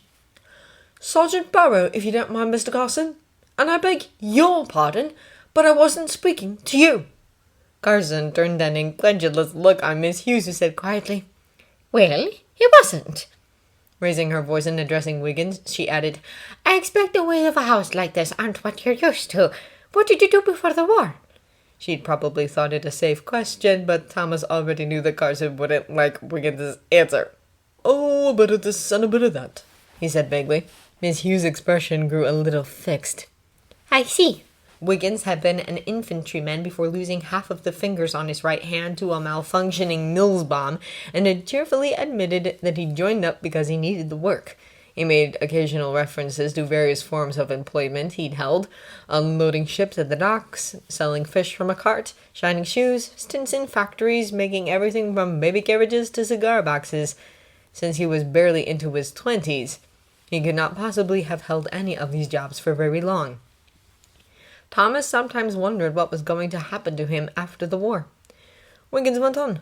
But you're right, I've never even seen a house like this before. Never out of the smoke aside from the hop picking until they sent me to Wipers. The conversation limped along, mostly through Miss Hughes's efforts, and near the end of the meal, they heard the unmistakable sound of a lorry pulling up, which allowed Thomas and his men to make a quick escape.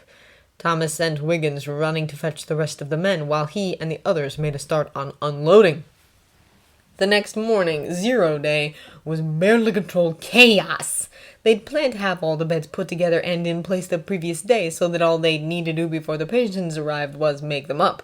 But the delay in delivery had put them behind schedule, so half of the orderlies and nurses reported in at dawn, to be joined by most of the other half once the morning chores at the hospital had been finished. One reason that Thomas had planned the work as he had was so that they would be mostly finished with moving and assembling the beds by the time the nurses came in. All of the residents of the house, upstairs and down, would be appalled to see gently bred young ladies taking on such heavy work, but the nurses themselves would be insulted to be considered incapable of it. Thomas had hoped to avoid the issue entirely, but now, faced with the choice of either appearing to insult the young ladies or actually doing so, he went for the former, assigning a mixed-sex team to each ward or group of bedrooms and appointing team leaders based on relevant experience without regard to sex or station. Thomas himself did not take charge of a team. Instead, he spent the morning walking circuits around the house, checking in on each team in turn. They always had questions for him, and so it took well over an hour to make it the whole way round. About the time that the teams had settled in and were working smoothly, some of the downstairs lot turned up. Her ladyship had promised their help on 0 Day for all of those little things which come up at the last minute. Several of them, Anna and Bates, Branson for some reason, Ethel for the obvious reason, had pronounced themselves eager to help, but Thomas had hoped not to actually need them. For For one thing, he didn't expect even the keen ones to actually follow his orders if he told them to do something they didn't happen to want to. Behindhand as they were, though, Thomas had to be grateful for what he could get. He sent most of them to the big ward, formerly known as the drawing room. Nurse Crawley was team leader there, and they'd do what she told them right enough. The next time Thomas made it to the big ward, he found that several others of the family had accumulated in there. Lady Edith was sort of drifting around in Nurse Crawley's wake, occasionally straightening a blanket or plumping a pillow, while Lady Grantham and Lady Mary stood watching. Thomas gave them a respectful sort of nod, and feeling rather self-conscious, checked in with his team leader. Everything going smoothly, Nurse Crawley? We'll be ready, she said. Bronson and Private Timmins are bringing the rest of the mattresses, and then we'll just have to make them up. He nodded. Good. He should say he knew exactly what he would have said if Lady Grantham wasn't standing there watching him talk to Lady Sybil like he was her equal. But what in hell was that? He could barely remember how words worked. Do you have enough people? Plenty, she said dryly. At that moment, Anna and Ethel came in carrying stacks of linens. Nurse Crawley went to take them from them, saying, Edith, help me with these. We'll just make a pile for each bed.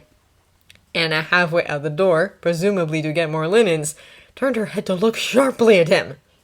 Thomas raised an eyebrow. What? It wasn't as though he'd been the one to put Lady Edith to work. Going over to Lady Grantham, he braced up in front of her for a moment.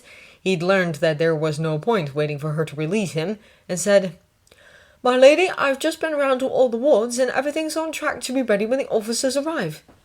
Good, she said. I'm sure it's all very complicated. Are the servants being helpful?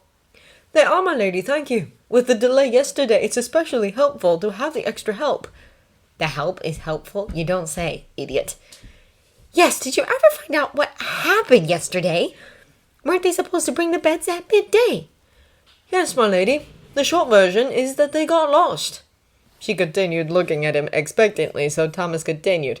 The driver and his assistant were London men not used to country lanes.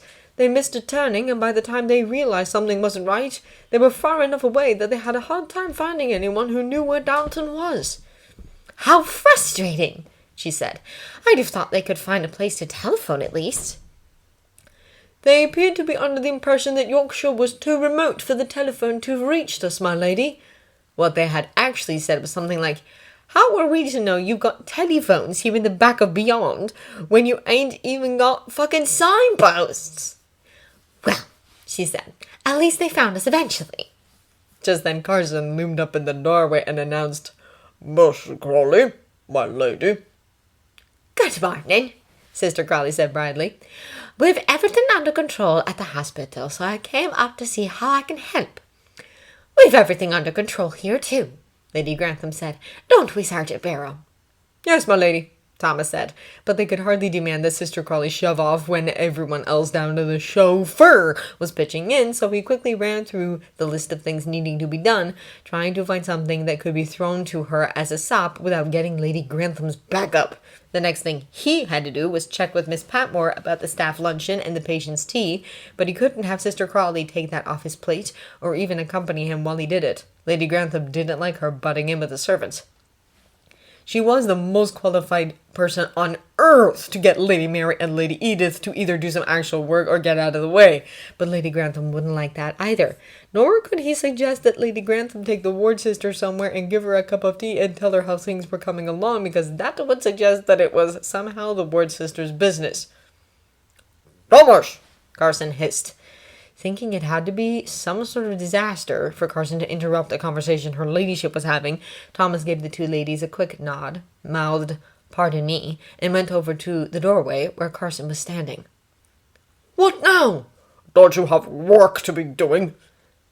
Thomas stared at him. Of course he fucking well did. He was doing it. Don't you? He went back to the ladies, finding Sister Crawley saying, Only thought that as you have not medical qualifications, you would appreciate my help.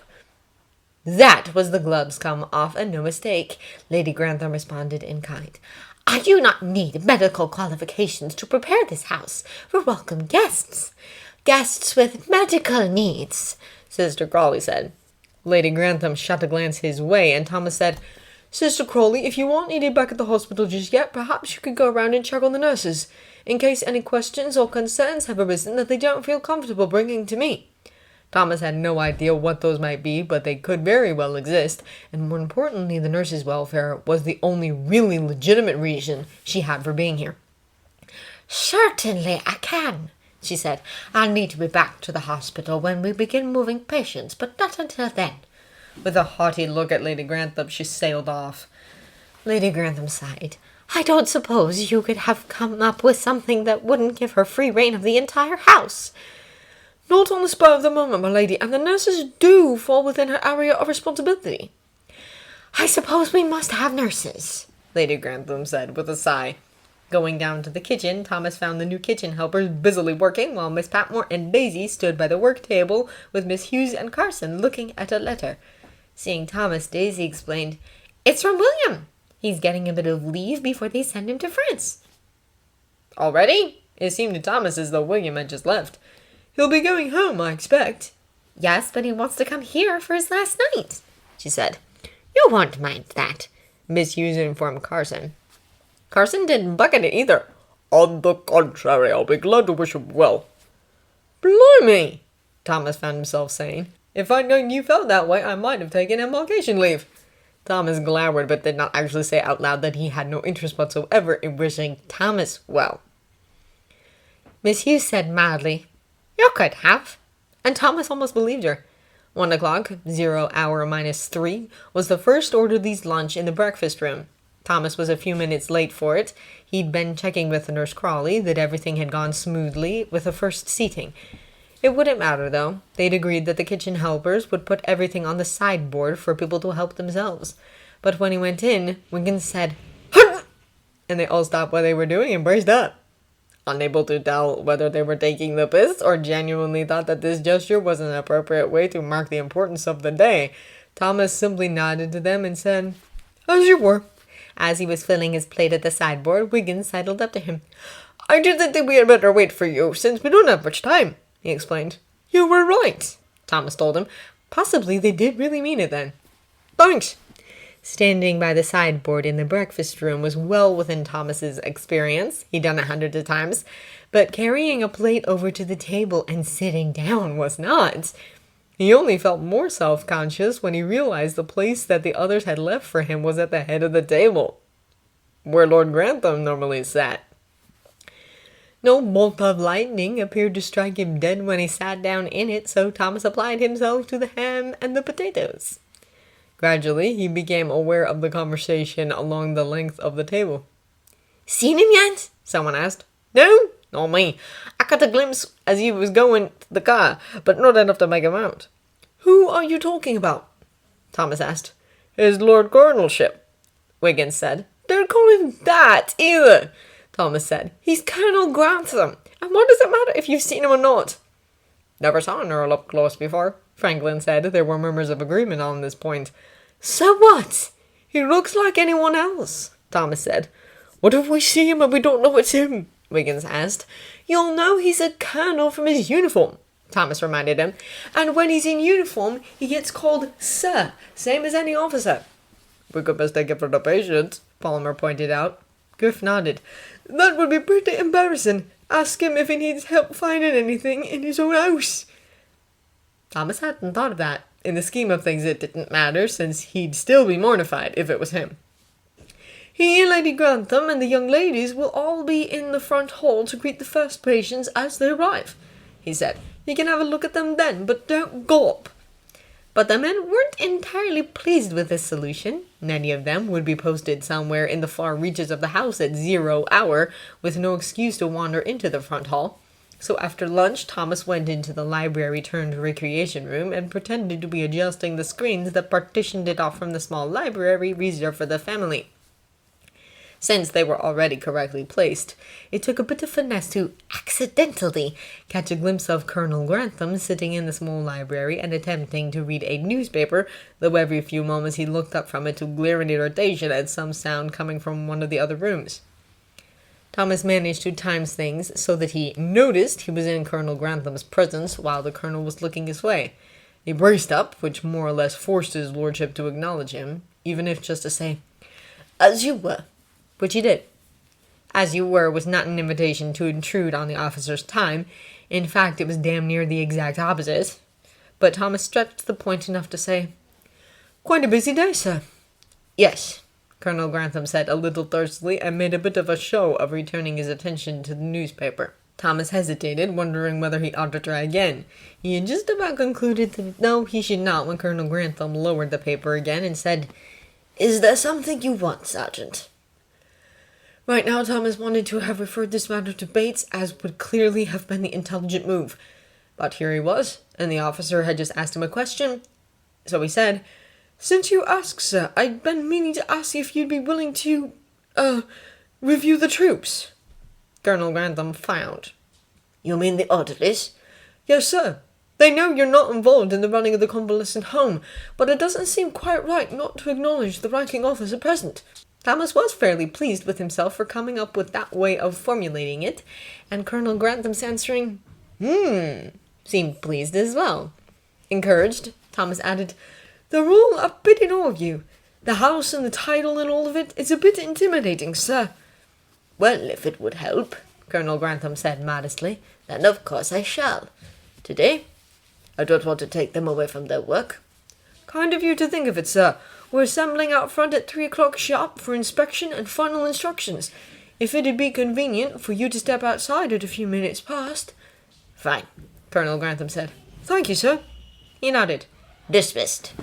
Thomas went off to spread the news among his men, who received it, as he'd expected, with a mixture of anxiety and anticipation. Folding the newspaper back up, Robert glanced at the time and realized it was about time for him to get ready. If he was inspecting soldiers, even on an impromptu basis, he owed them the courtesy of making sure his own uniform was shipshape.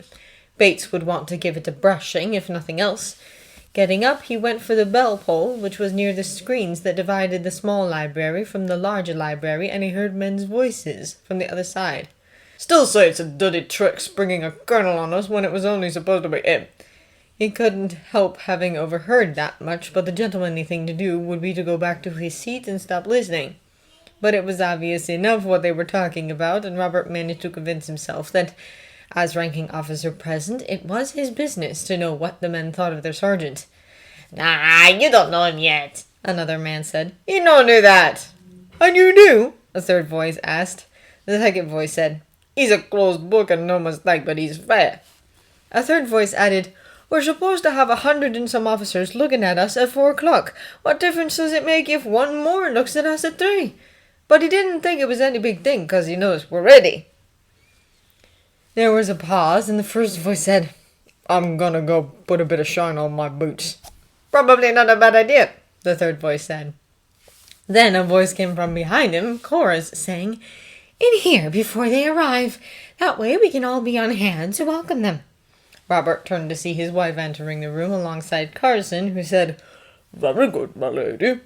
"And the wretched soldiers will have to make do with earned tea today," she went on, then shifted her attention to Robert for a moment and said, "We're having tea early today, dear. 3:15. Robert nodded. "I may be a little late. I'm reviewing the troops. Thomas's orderlies at 5 minutes past." She frowned a little. "Why are you doing that?" "I'm not entirely sure, but Thomas took some pains to flatter me into agreeing to do it, so I expect he has a reason," Robert said wryly, and added, "Carson, send Bates up to my dressing room. We'd best give my uniform a once-over." "Yes, my lord," Carson said. "My lady." She picked up her train of thought. "Earned tea so the ones who are able can help themselves as they get settled. The nurses will take it to the bed cases, and Lady Mary, Lady Edith, and I will take turns presiding over the tea table." "Very good, my lady," Carson said and withdrew. Cora kissed him on the cheek and said, "I'm glad you're taking an interest, dear, but don't keep the troops too long. I'm sure they have plenty to do." "Sergeant Barrow?" Nurse Crawley peered between the stacks of linen on the shelf that separated Thomas's office from the rest of the room. "Do you have a minute?"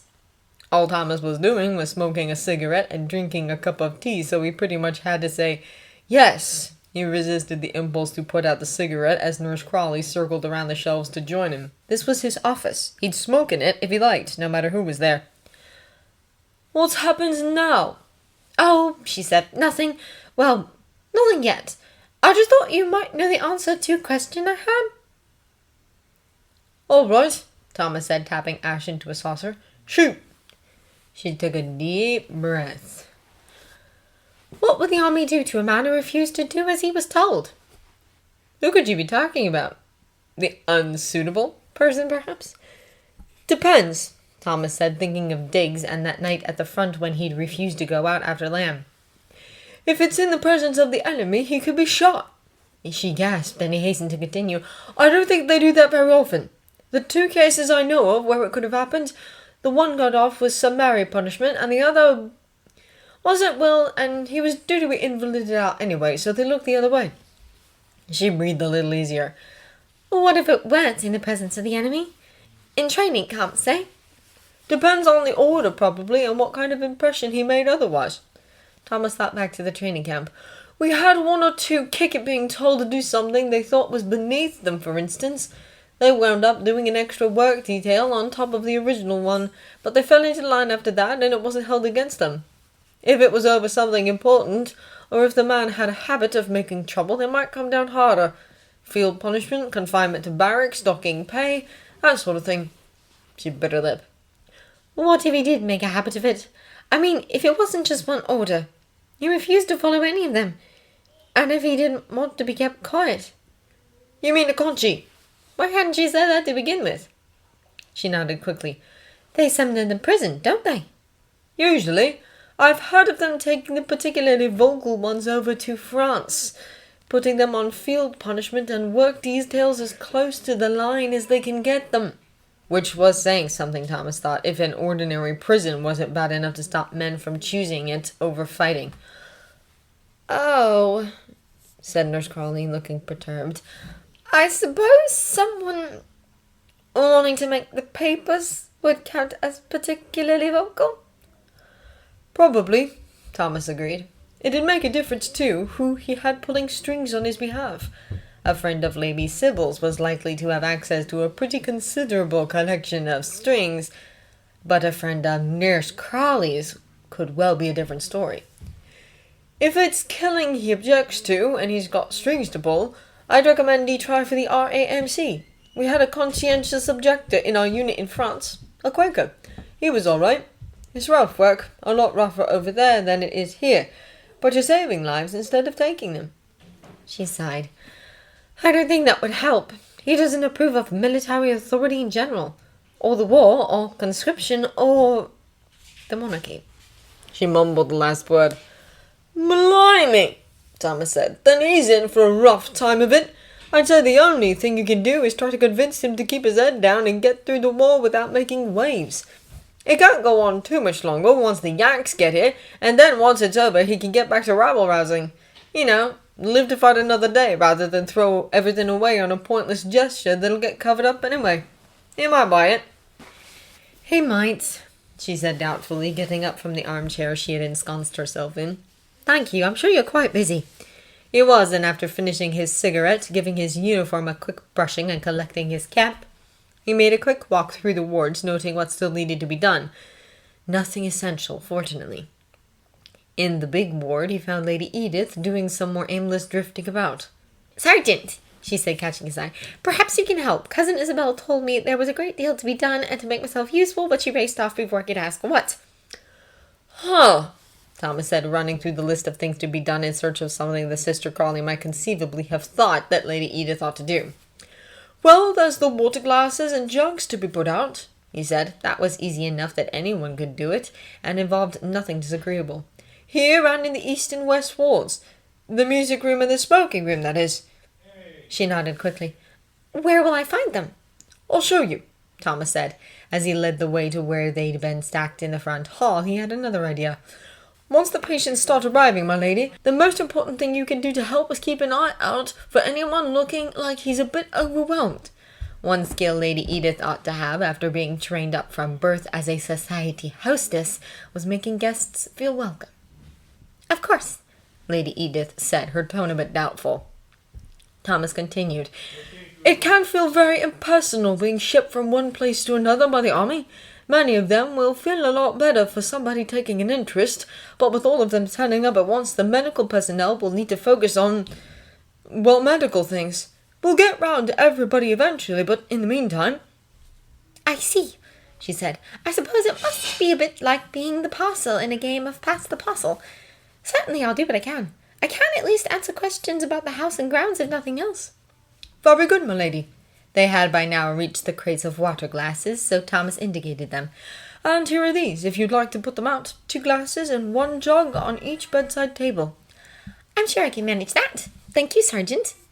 As she began putting the glasses onto a wooden tray, Thomas noticed Garzon glaring at him. Well, he'd glare even more when he saw what Thomas was about to do next, which was going out the front door to review his men.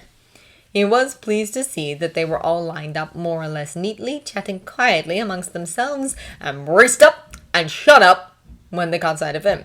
He walked down the row, looking at them each in turn, finding each one neat as a pin. Very good, he said, taking up a position where he could look at them while also watching the front door out of the corner of his eye, so he'd know when Colonel Grantham came out. As you know, we're at 0 hour -1, so now's the time to be checking if everything's ready. For instance, when I was up there a few minutes ago, the beds in the last room on the east corridor still weren't made up. Are they now? There was a sort of embarrassed pause, and finally White, who was team leader for that area, said, "No, Sergeant. Then I hope you know what you're doing immediately after this," Thomas said. Turning to another man, he said, "I think it would be better to put the urinals in the bedside cupboards rather than leaving them out in plain view. What do you think, Parker?" Yes, Sergeant." A few more things like that, and Thomas saw the front door starting to open. He watched just long enough to make sure it really was Colonel Grantham coming out, then turned around so he was facing the same way as his men and said, "Hut!" Colonel Grantham approached. "Eyes left!" They saluted. Colonel Grantham returned the salute, and they returned to the position of attention. He walked up the row, much as Thomas had done, though perhaps slightly more perfunctorily, before telling them to stand easy and making a few anodyne remarks about how much her ladyship and I appreciate all the work you've been doing to prepare the convalescent home and to care for the men who have been wounded in service to our country. Once he'd finished with that, they all saluted again, and Colonel Grantham went back inside. Thomas waited until the door had closed behind him before saying, "There, now you've all seen him. I hope you're happy." He went on to tell everyone their assignments for the rest of the afternoon, some on their assigned wards and corridors to get the patients settled when they got there, some out front to help the patients out of the ambulances and charabancs that were bringing them. Everyone, except the severe cases in the East Ward, should be able to get where they're going under their own steam, but they might not be able to manage their bags. Tell them they can leave anything they can't carry out here, and it'll be brought to them later. If I have use of the footman and the hall boy, I'll get them to do that, but if not, you'll have to come and fetch it once you've got all your patients settled." He looked for nods of agreement, and once he'd got them, continued, "If you think that any of your patients have been misclassified as to severity, just settle them in for now, if you possibly can. Unless it's impossible to get them to their assigned place, or they need to be seen by an MO right away, which none of them should, you can tell me about it once we're done with the rush." More nods. Thomas glanced quickly at the front door, still closed, before saying, "Finally, the family are going to be out and about welcoming the patients. Work around them as best you can. Don't ask them to get out of the way unless there's no other choice, and if you have to, you want to say something like, 'Begging your pardon, my lady, but I need to get whatever it is they're standing in front of.' Don't actually tell them to shift it." They all tried not to laugh at that, since they were technically on parade. "All right, let's get back inside and back to work." They trooped in with Thomas bringing up the rear. Carson was standing just inside the door, glowering at them all as they passed. Thomas was tempted to just walk on by, as the others were, but reminded himself that he'd been chosen for this job because of his tact, of all things, and paused to say, "Everything all right, Mr. Carson?" "Why are you coming in this way?" he demanded. Wiggins, near the tail end of the group, turned to look back at them. Thomas gestured him on his way. "Because we're medical staff, not servants. Or had you forgotten?" Instead of answering the question, Carson said, "And I suppose you think it's clever getting not only Lady Sybil but Lady Edith and his lordship to do your bidding." Thomas stared at him. He had an idea of what he was on about with Lady Edith, but his lordship? I haven't the faintest idea what you're talking about, Mr. Carson. Now, if you'll excuse me, I have a lot to do. He started to walk away. "Thomas!" Sergeant Barrow, he said without slowing or turning to see if Carson would do anything as undignified as chase after him. He didn't. Thomas left his cap in his office and considered whether he had time for a cigarette before going to give the nurses their final instructions. Not really, he decided with regret, and went to give the recreation room a once-over. Straightening the newspapers, which happened to be on a table near the screen which separated the recreation room from the family's library, he heard his lordship saying, "No, they looked rather smart. I suppose they drill them just like proper soldiers." Lady Grantham, her voice low and quick, said, "As a matter of fact, several of them were transferred into the RAMC after being wounded." "I'm sorry," Colonel Grantham said. "It was wrong of me to say that. I suppose I—" Thomas moved away from the screens before he could overhear any more, and occupied himself with straightening the stacks of board games and playing cards instead until it was time to go to the big ward and speak to the nurses. When he got there, he found Sister Crawley standing in front of them, clipboard in hand. "And Nurse Finch Brown, you'll stand at the top of the stairs and direct the men to the rooms on the second floor. I'll give you a list." By the time she'd gotten to the end of this statement, most of the assembly had transferred their attention from her to Thomas. She half turned and said, "Oh, Sergeant Barrow, I hope you don't mind. We got started without you." I see, Thomas said flatly. He supposed he should have expected this. She steamrollered everyone else. Why should she hold back from doing it with him just because his authority over the nurses was a house of cards precariously balanced on equal parts obfuscation and goodwill? Unfortunately, I've drawn up my own duty roster for the afternoon, and as mine includes the orderlies and household staff as well as the nurses— "Oh, we've done those as well," she said, and shuffled through the papers on her clipboard. "Thank you," he said, almost sincerely, because that overreach on her part would make it a lot easier for him to justifying overruling her instructions to the nurses. "But I wish you had asked, because you needn't have gone to the trouble. Nurse Finch Brown, Mr. Bates will be at the top of the stairs directing traffic, since he's familiar with the house and isn't quick on stairs. I think he'd be more useful helping to unload the patients out front, along with Nurse Willoughby and Nurse Campbell." Out of the corner of his eye, he saw Sister Crawley open her mouth and close it again a few times, but he just kept on telling them their recommendations, and then rolled straight into giving them the same instructions he'd given the orderlies, apart from the bit about not telling the family to shift it, without giving her the space to fit a word in edgewise. He thought she'd jump in when he reached the end and ask the nurses if they had any questions, but she actually kept quiet long enough for them to ask a few questions, and even more surprisingly, allowed him to answer them. When the others had left, she turned to him and said in an injured tone, "I hope you know I was only trying to help." "Yes, ma'am," Thomas said. "I had understood that I was to handle the day-to-day organization of the convalescent home staff. Was I mistaken?" "No, but "If you'd like to reconsider the arrangements, I'd be happy to do that, but I don't think that half an hour before the patients are due to arrive is the best time." no, of course it isn't, and I don't think we need to reconsider the arrangement. At least not until we've had a chance to see how it's working out. I only thought—" "Yes, ma'am?" Thomas prompted when it began to seem unlikely that she'd finish the thought otherwise. "I thought it would be helpful," she said briskly, "but it seems I was mistaken. I'll get out of your way."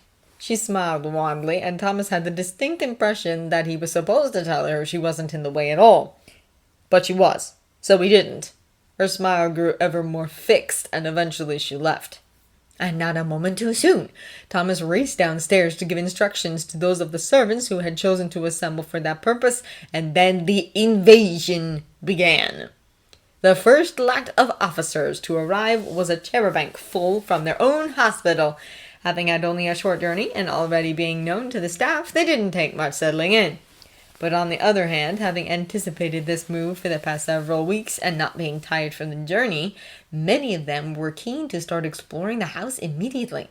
Hard on their heels came a charabanc and 2 ambulances from York. After a journey of nearly 2 hours, many of the gentlemen on board found themselves in need of tea, lavatories, cigarettes, drinks of water, pain medicine, And people to complain to. there was also the predictable sort of mix-ups, the most egregious of which was a Captain Billings, who was on Thomas's list as ambulatory, and so had been placed in the bachelor corridor upstairs, but who turned out to have no legs.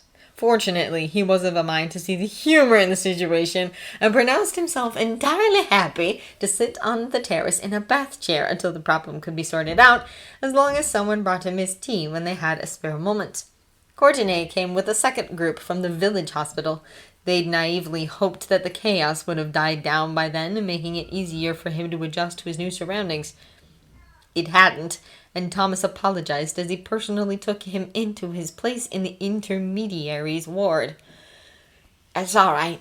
Courtenay said, looking a bit overwhelmed as they wove their way among the tables and knots of people in the main hall. I expect everyone's a bit excited by the move. He added as a group across the way laughed uproariously. I'm afraid so. Everyone who's able is having a look around. We'll be turning to the left in 2 more steps, he added. They negotiated the turn, and Thomas went on. You're in the west ward, which is the music room and civilian life, toward the back of the house. There are rows of 6 beds on either side of a centre aisle, heads against the wall. I have you in the first bed on the right, which is straight ahead. He guided Courtenay to sit on it. Your bedside table is here on your left, between the bed and the wall. Most of the gents have got to share with the next man over, but I figured it'd be easier if you didn't have to worry about your things getting moved or mixed up with someone else's. Thank you. Courtenay said, shifting to explore the table with his hands. Thomas went on orienting him to the space, telling him which of the other men in the ward he knew from the hospital, and where the nearest lavatory was, and so forth, concluding, Tea's laid out in the main hall, where we just were, but I'll bring you something here if you'd like. That might be best, Courtenay said. I'll start learning my way around once things are a bit more settled. Thomas trotted out to the main hall and was fixing a plate with a couple of sandwiches and some biscuits when Anna came rushing up to him. Thomas, there you are! Some gentlemen are having a disagreement over the bathroom in the bachelor corridor. Damn it, that was the sort of thing he had to handle himself. Right, he said, shoving the plate into Anna's hands. Can you take that and a cup of tea to Lieutenant Courtenay, blind chap in the music room? Of course, but how should I? Shouting from upstairs. Thanks, Thomas said and raced off. Nervously, Anna paused in the doorway to the music room. She was glad to be getting a look at Thomas's lieutenant, but she'd never had much to do with anyone blind before, apart from an elderly relative of a childhood friend who'd sat by the fire knitting endlessly, occasionally pausing to croak out, Who's there? Well, she supposed that was something to go on. She'd start by announcing herself. Lieutenant Courtenay? She said. Here, said the slender, curly-haired young man sitting on the bed opposite the door. She realized when she saw him that she'd been imagining someone older. He couldn't be much more than 20 and handsome in a boyish sort of way. My name's Anna. I'm a housemaid, she said. Thomas, Sergeant Barrow, was called away, so he asked me to bring your tea in. Oh, he said. Sorry, I didn't mean to be any trouble. No trouble, sir, she said, wishing the ones quarreling over who got to have a bath first minded whether or not they caused trouble. Where would you like me to put the tray? On my lap's easiest, he said, uncrossing his legs. Thanks, he added, as she put it where indicated. I gather from Barrow that things are at 6s and 7s today? He asked, running his hands over the tray. To figure out what was on it, she supposed. A bit, she said. Thomas, Sergeant Barrow had everything arranged with military precision, but of course... No plan survives engagement with the enemy, he filled in, giving her an engaging grin. He's very efficient, Barrow. I gather he worked here before the war. He did, she said. He was a footman, first footman, she added, hoping Thomas had been tempted to exaggerate. Doesn't seem like it would provide much scope for his talents, Courtenay noted, picking up a cucumber sandwich. Do you know if he... Anna! Miss Hughes said sharply from behind her. Will there be anything else, Lieutenant? she asked. Now, don't let me keep you. She joined Miss Hughes, who led the way toward the servants' stairs, scolding. I wouldn't have thought you were the one I needed to watch around the men.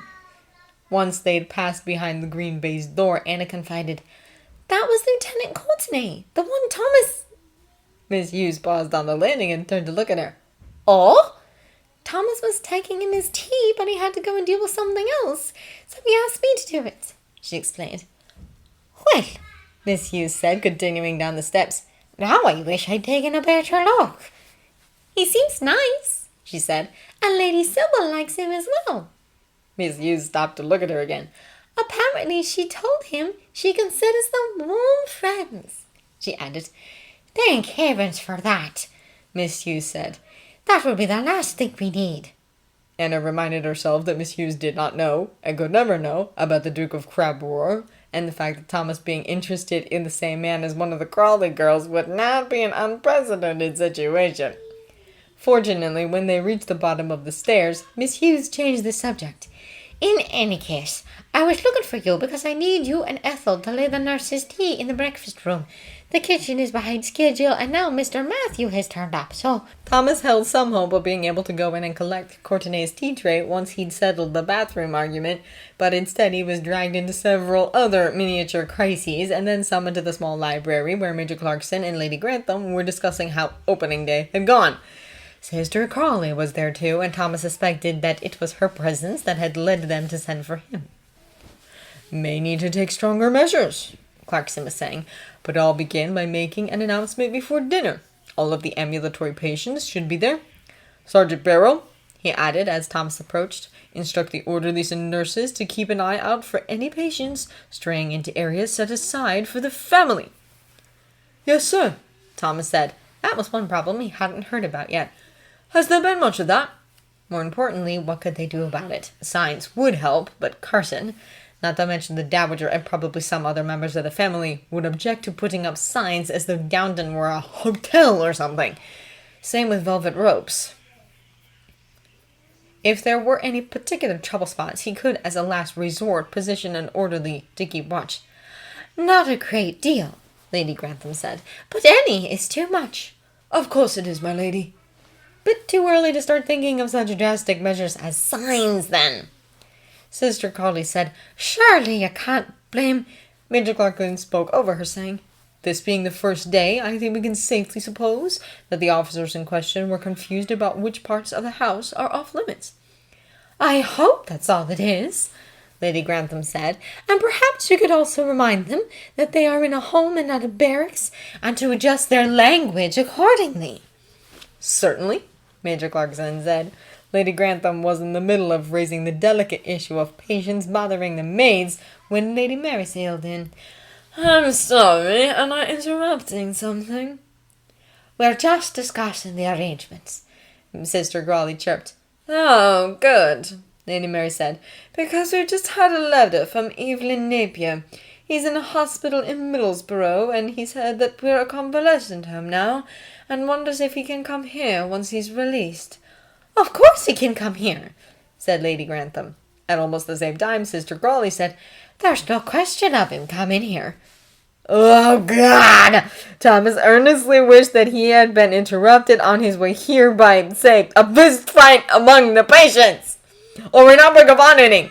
Anything! As Sister Crawley explained that the Middlesbrough hospital would have its own arrangements, Lady Grantham looked more and more incredulous, glancing back and forth between Thomas and Major Clarkson as though wondering why one of them wasn't stopping her. When Major Clarkson finally did intervene, he said, I'm afraid Miss Crawley is right. Middlesbrough is in a different administrative area. It's simply not possible. I beg your pardon, Lady Grantham said, her voice low and quick, but this is my house, and I will invite anyone I choose. This might not be quite as tricky as Thomas had thought. They were coming at the thing from different angles. When Major Clarkson sent a commanding glance his way, he was ready. My lady, I think what Major Clarkson is saying is that the War Office is unlikely to allocate Mr. Napier, I'm sorry, I don't know his rank, to us as a patient. And we do have to keep the convalescent home beds for the patients who were sent to us officially. Lady Grantham prepared to say something, and Thomas hurried on so as not to actually interrupt her. But of course we wouldn't dream of telling you whom you can and cannot invite to stay in the rooms that have been reserved for the family's guests. Major Clarkson, now pointed in the right direction, jumped in. Precisely. Certainly you can invite Mr. Napier or anyone you like, but seeing as he's under military authority, he may not be free to accept. That's entirely ridiculous, Lady Mary said. This is a military convalescent home. Why wouldn't they permit him to come here? Major Clarkson looked inquiringly at Thomas, who shook his head slightly. It wasn't worth trying to explain. Major Clarkson said, "Perhaps they will, but I'm afraid it's not a matter over which I have any influence, since he isn't my patient." I see, said Lady Grantham, looking somewhat, though not entirely, mollified. but if he can arrange it, you'll have no objection. No objection at all, said Major Clarkson, his expression similar to Lady Grantham's. What about his nursing care? Sister Crawley said. The medical staff can't be expected to look after personal guests.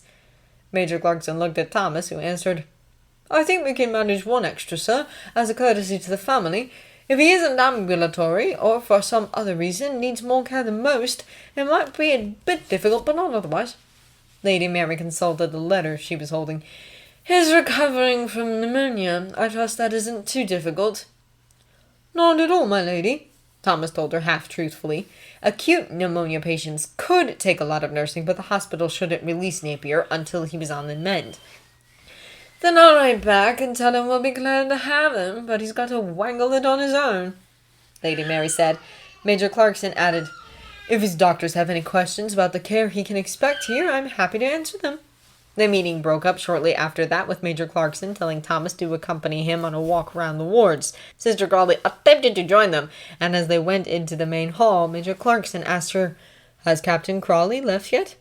Oh, yes, about half an hour ago, he said brightly. Thomas had no idea that Captain Crawley had ever been here, but guessed that Major Clarkson had been hoping to use him as an excuse to get rid of Sister Crawley. Major Clarkson rose another notch in Thomas's estimation when he continued without a hitch. "Good. I wouldn't have wanted to keep you from seeing him off, but since you're free, you can go down to the hospital and see that everything's ready for evening rounds. We'll be starting a bit late, so it's important that there be no further delays once we arrive." neatly cornered, Sister Crawley said. Of course, Doctor, I was just about to do that. She left, and Thomas asked, "What was Captain Crawley doing here, sir?" "I don't know," Major Clarkson said, "but apparently he thinks our convalescent home is something his general ought to see." There was a hint of a question in his tone, and Thomas explained, "He's aide-de-camp to a General Strutt, who's making a tour of training camps and things. I don't think I'd heard that medical facilities were part of it." "Strutt," Clarkson said scornfully. "I don't suppose it matters much what he sees, as long as the propaganda department can make hay of it." "Yes, sir?" Thomas asked, hoping for some elaboration on this intriguing point. He didn't get it. They entered the East Ward, and Major Clarkson turned his attention to asking one of the severe cases, a double amputee who'd come from the York Hospital, how he was settling in. By the time they finished and Major Clarkson departed for the hospital, Thomas was late for tea. When he went into the breakfast room, everyone stood up again. "Really? We're doing this again?" "As you were," he said, and went to fill the plate. Conversations resumed. When Thomas sat down, Franklin and Griff, who happened to be nearest, were talking about Captain Crawley. "He's Sister Crawley's son," Franklin said. "Heard him calling him mother, didn't I?" Well, I heard the butler chappie call him the future Earl of Grantham. Doesn't that mean he's the current one's son?" "Not always," Thomas said. They both turned to look at him. "Sister Crawley's his mother. Lord and Lady Grantham don't have a son. That's why he's the heir. He's the next one in the male line." Griff frowned. "Run that by me again, Sarge?" So Thomas explained how entails worked. When he finished, Wiggins said, "So the doctors don't get anything? The old colonel pops his clogs and our nurse Crawley's out on the street and her sisters too?" He sounded scandalized. "Hardly," Thomas said. "Most of it's tied up in the entail, the house, the land, and all that. But what's left over is still more than any of us will see in our lives. The girls each have a pile coming to them when they get married, and there's a house set aside for the old widow, the big brick one with all the windows between here and the village." The others nodded. "His lordship's mum lives there now, but assuming her ladyship outlives him, she gets it next." Thomas supposed there would be a bit of a dust-up if the dowager outlived her son, but that was hardly likely. "Not that Captain Crawley would kick them out, but if he did, there's plenty of room for all of them over there." "What about Sister Crawley?" someone asked. "What does she get?" Thomas briefly considered what Carson would have to say about all this probing into the family's financial affairs before deciding he didn't care. "I don't think she's entitled to anything as mother of the next Earl," she said, "but a house in the village is part of the estate. His lordship invited them to live in it when Captain Crawley was identified as heir. And when Captain Crawley's Earl, I expect he'll let her keep it unless she wants to live here or change to one of the other houses." "One of the others?" someone else asked. "How many do they have?" "I'm not sure," Thomas admitted. "The only ones they use themselves are this one and the one in London, and then the Dower House and Crawley House. But I think there are at least a couple more large houses that they let out, plus a lot of normal ones. They own half the village and most of the farms around here." Wiggins spoke up. "I expect that's to do with that intel thing. "Nobody can sell nor give away any of it, so they just keep getting more and more." "Right," Thomas said. "That's what the entail is for. Otherwise, in a couple of generations, they'd go from being one outrageously wealthy family to half a dozen well-off ones." And that was probably about enough talk on this subject unless he wanted to start a revolution like they were having over in Russia. "Speaking of Captain Crawley, he's making a tour with a General Strutt, and they may turn up here at some point. Anybody know anything about him?" General Strutt, said Franklin. the hero of the Somme. "Hero, my arse," Griff told him. "He's the one responsible for the whole bloody slaughter." "What's your language?" Thomas reminded him. "Responsible how?" Griff, the former artilleryman, began explaining something complicated and technical about the number and caliber of guns allocated to each 100 yards of front when the push had been planned. Then Strutt comes along and says, "Hey, if we use lighter guns and spread them half as thin, we have enough to cover twice as much front." The top brass liked the sound of that, so they took the other bloke out and put Strutt in charge. The lighter guns won't penetrate the Boche dugouts, so 0 day comes, our lads start walking across, and the Boche pop out and pick them off like rats in a cellar. Thomas vaguely remembered the wardmaster telling him something along those lines before the attack, that a mate of his in the artillery thought that the bombardment was causing more noise than damage. "That was him?" Yep, said Griff. "Bloody bastard." One of the lads who'd never been on overseas service said doubtfully, "The papers never said nothing about that." "They wouldn't, would they?" Griff said darkly. "Got to keep people's spirits up." Unconsciously, Thomas rubbed his left shoulder. He only realized he was doing it when Wiggins said, "That's where you got your packet, isn't it, Sarge?" "Yeah," he said. "I only saw the first hour of the attack. After that I was busy trying not to bleed out, but it was bad. He'd not have minded getting 5 minutes in a dark alley with the man to blame. But meeting him as an honored guest at Downton Abbey was a different story." Still at idle moments throughout the rest of the evening's work, Thomas entertained a fantasy of how, if he were still a footman, he could contrive to pour boiling soup into the man's lap and, with luck, prevent any further struts from being a scourge upon the world. A momentary weakness in his wounded shoulder. No idea how it happened, honestly, Mr. Carson. When at last they had the patients settled down for the night, Thomas went over instructions with the night shift. They normally have 2 on night duty, but had 3 tonight in case of unexpected developments, and got down to the servants' hall just as they were sitting down to dinner. Branson was still hanging about for some reason, and nattering on about the latest news from Russia, and how he felt that locking up the Tsar's family and starting a new government wasn't going far enough. Despite all this, Carson warmly invited him to stay and eat with them. When Branson paused in explaining how he favored the views of someone called Lenin, Anna said, "You'd best get all this out of your system now you've been called up, and keep it to yourself once you get there." Thomas turned to him sharply. "You've been called up?" He doesn't approve of military authority in general, or the monarchy. Nurse Crawley had said, "Bloody muggering hell! Lady Sybil was in love with a chauffeur!" He missed the next few moments of conversation, trying to convince himself it wasn't necessarily true. It was certainly Branson she'd been speaking of this afternoon when she asked what would happen to a person who disobeyed orders.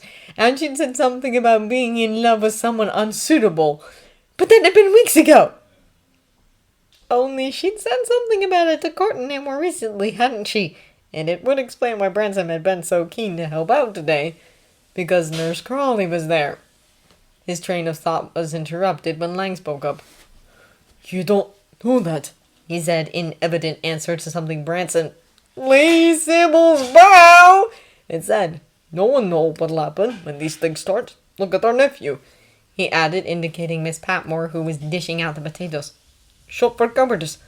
Who'd have guessed that when he was saying hello to the neighbours or kissing his mother good night? Miss Patmore's face crumbled. Before anyone could react, Daisy ran into the room with a question about something happening in the kitchen, and Miss Patmore fled. Everyone's attention, which had been focused on not looking at Miss Patmore, now turned to not looking at Lang. Sorry, he said. I never thought... Then you should think, Miss Hughes interrupted sharply, getting up from her seat. you aren't the only member of the walking wounded in this house. She went after Miss Patmore. Thomas vaguely remembered hearing that Miss Patmore had a nephew who'd been killed. It was probably Anna who'd told him.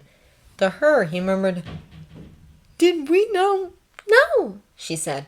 Apparently she confided in Henry.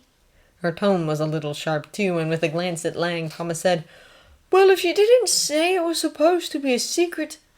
I don't remember if she did, Lang said. I don't think so. Carson cleared his throat. Thomas, now that you are no longer busy, perhaps you'd care to explain why you think it appropriate to order the family about. No, I bloody well wouldn't. Thomas was tempted to say precisely that, but if he did, he'd be letting Carson's interpretation of events go unchallenged. Perhaps you'd care to explain why you think I have? He suspected he knew at least one of them, Lady Edith and the water glasses, but to explain unprompted would give the impression he'd understood himself to be doing something at least open to question. Summoning his lordship away from his tree to inspect your men? He somehow managed to make men sound like Thomas was keeping a sort of male harem, rather than commanding a military unit. I didn't summon nor grant them.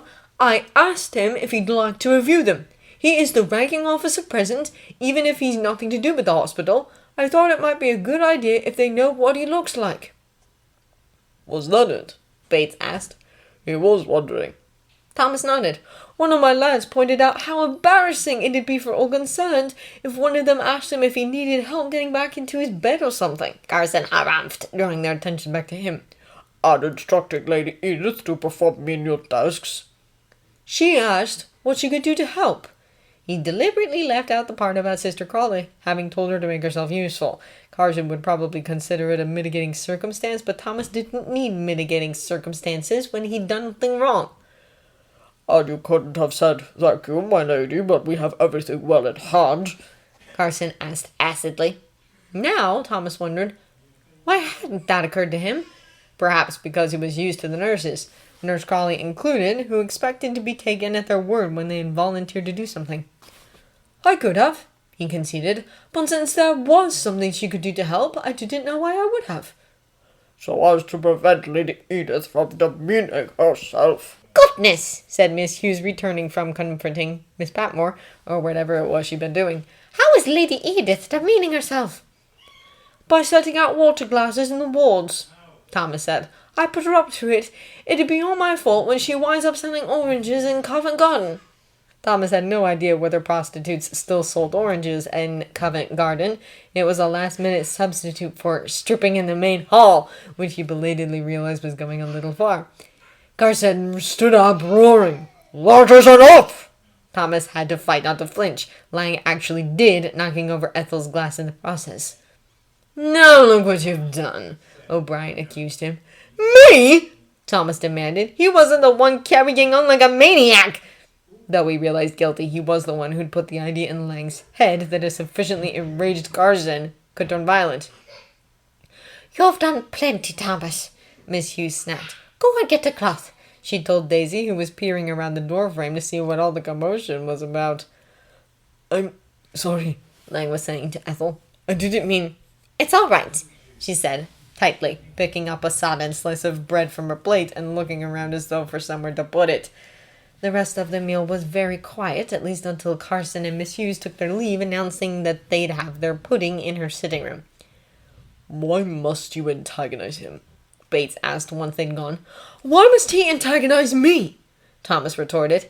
It was probably just as well that no one answered. He ate his crumble in as few bites as possible and escaped out to the courtyard for a cigarette. As he smoked it, he thought about what he'd say to Anna when she came out after him. Or Lang when he did. Possibly Bates. But none of them did come out after him. Branson did, but only because he was going back to his cottage, and all he said was, "Good night, Thomas." "Sergeant Barrow," Thomas said peevishly.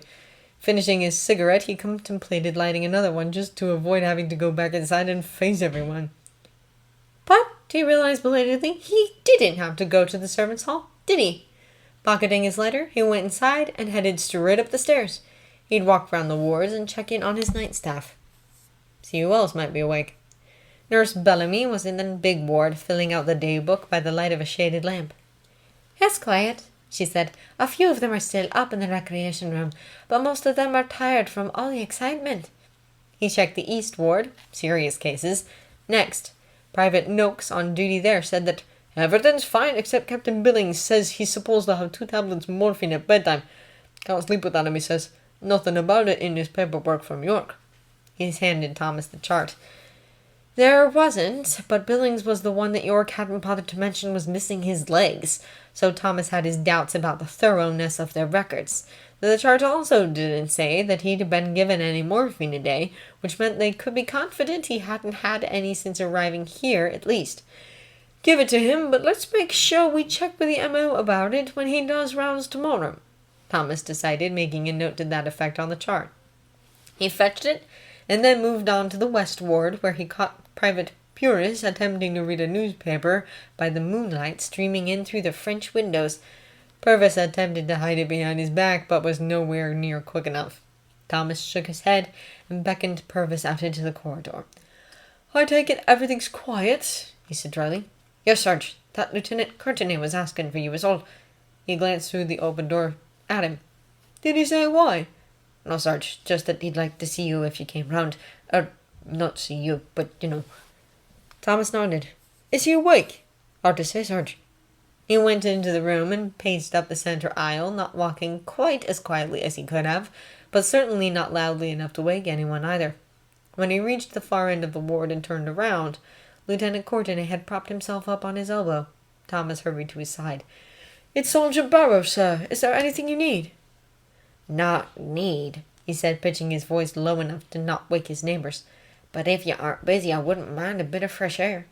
"Certainly, sir," Thomas said. He remained coolly professional as he helped Courtenay into his dressing gown and slippers, and until they'd made it out of Purvis's hearing. "Are you all right, then?" Courtenay nodded and made a vaguely affirmative noise. "I've always had trouble sleeping in a new place. You can imagine how well that served me at the front." "Indeed," Thomas said. "We're crossing the main hall now.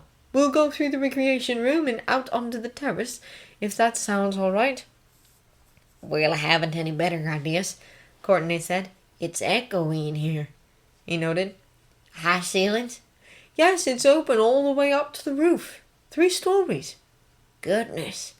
Here's the recreation room, the library and civilian life." There were, as Nurse Bellamy had said, a few patients still up, most reading, a trio playing cards. Thomas unlatched one of the French windows. "Bit of a step up here, about halfway to knee-high." That obstacle successfully navigated, Thomas said, "Do you want to sit or stroll?" "Sit, I should think," he said. As Thomas guided him toward a bench, he added, "I didn't do any cane practice today. I suppose there's no reason I should do some in the dark, but I didn't bring it." "I suppose one day off from it won't hurt," Thomas said. "One more step and turn around." They sat. "Cigarette?" Thomas asked, getting them out. "Thanks." Thomas lit 2 and handed one to Courtenay. "Are you all right, then?" Courtenay asked. Was he so obvious now that a blind man could tell? "It's been a bit of a long day." "You seem a little tense." "Suppose I am," Thomas admitted. "It's just that I spend all day smoothing things over. Between the medical staff and the family, the medical staff and the house staff, the patients and the family, the patients and the other patients, no matter who's unhappy or what they're unhappy about, it's my job to fix it. And then I finally hang things over to the night shift and go down to dinner, and Carson starts laying into me." "Who's Carson?" Courtenay asked. "The butler. He hates me." "Why does he hate you?" For a split second, Thomas thought about telling him.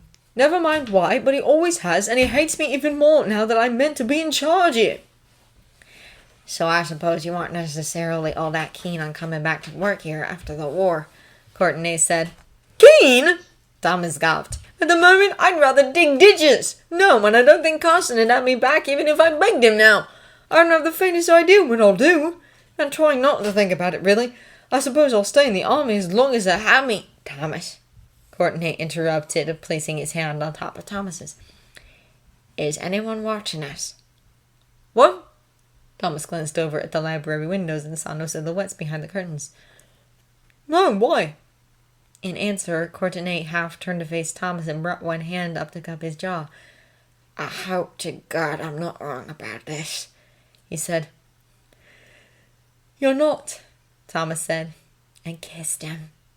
Or Courtenay, Edward, kissed him. Perhaps they both leaned in for it at the same time. It was brief, fairly chaste, and when they parted, Edward said, You've no idea how difficult it is to tell these things when you're blind. No, Thomas agreed, laughing. Suddenly he felt light as air, as though nothing that had happened today mattered anymore. It's no picnic when the bloke you're trying to figure out is blind, but I suppose it's even worse the other way.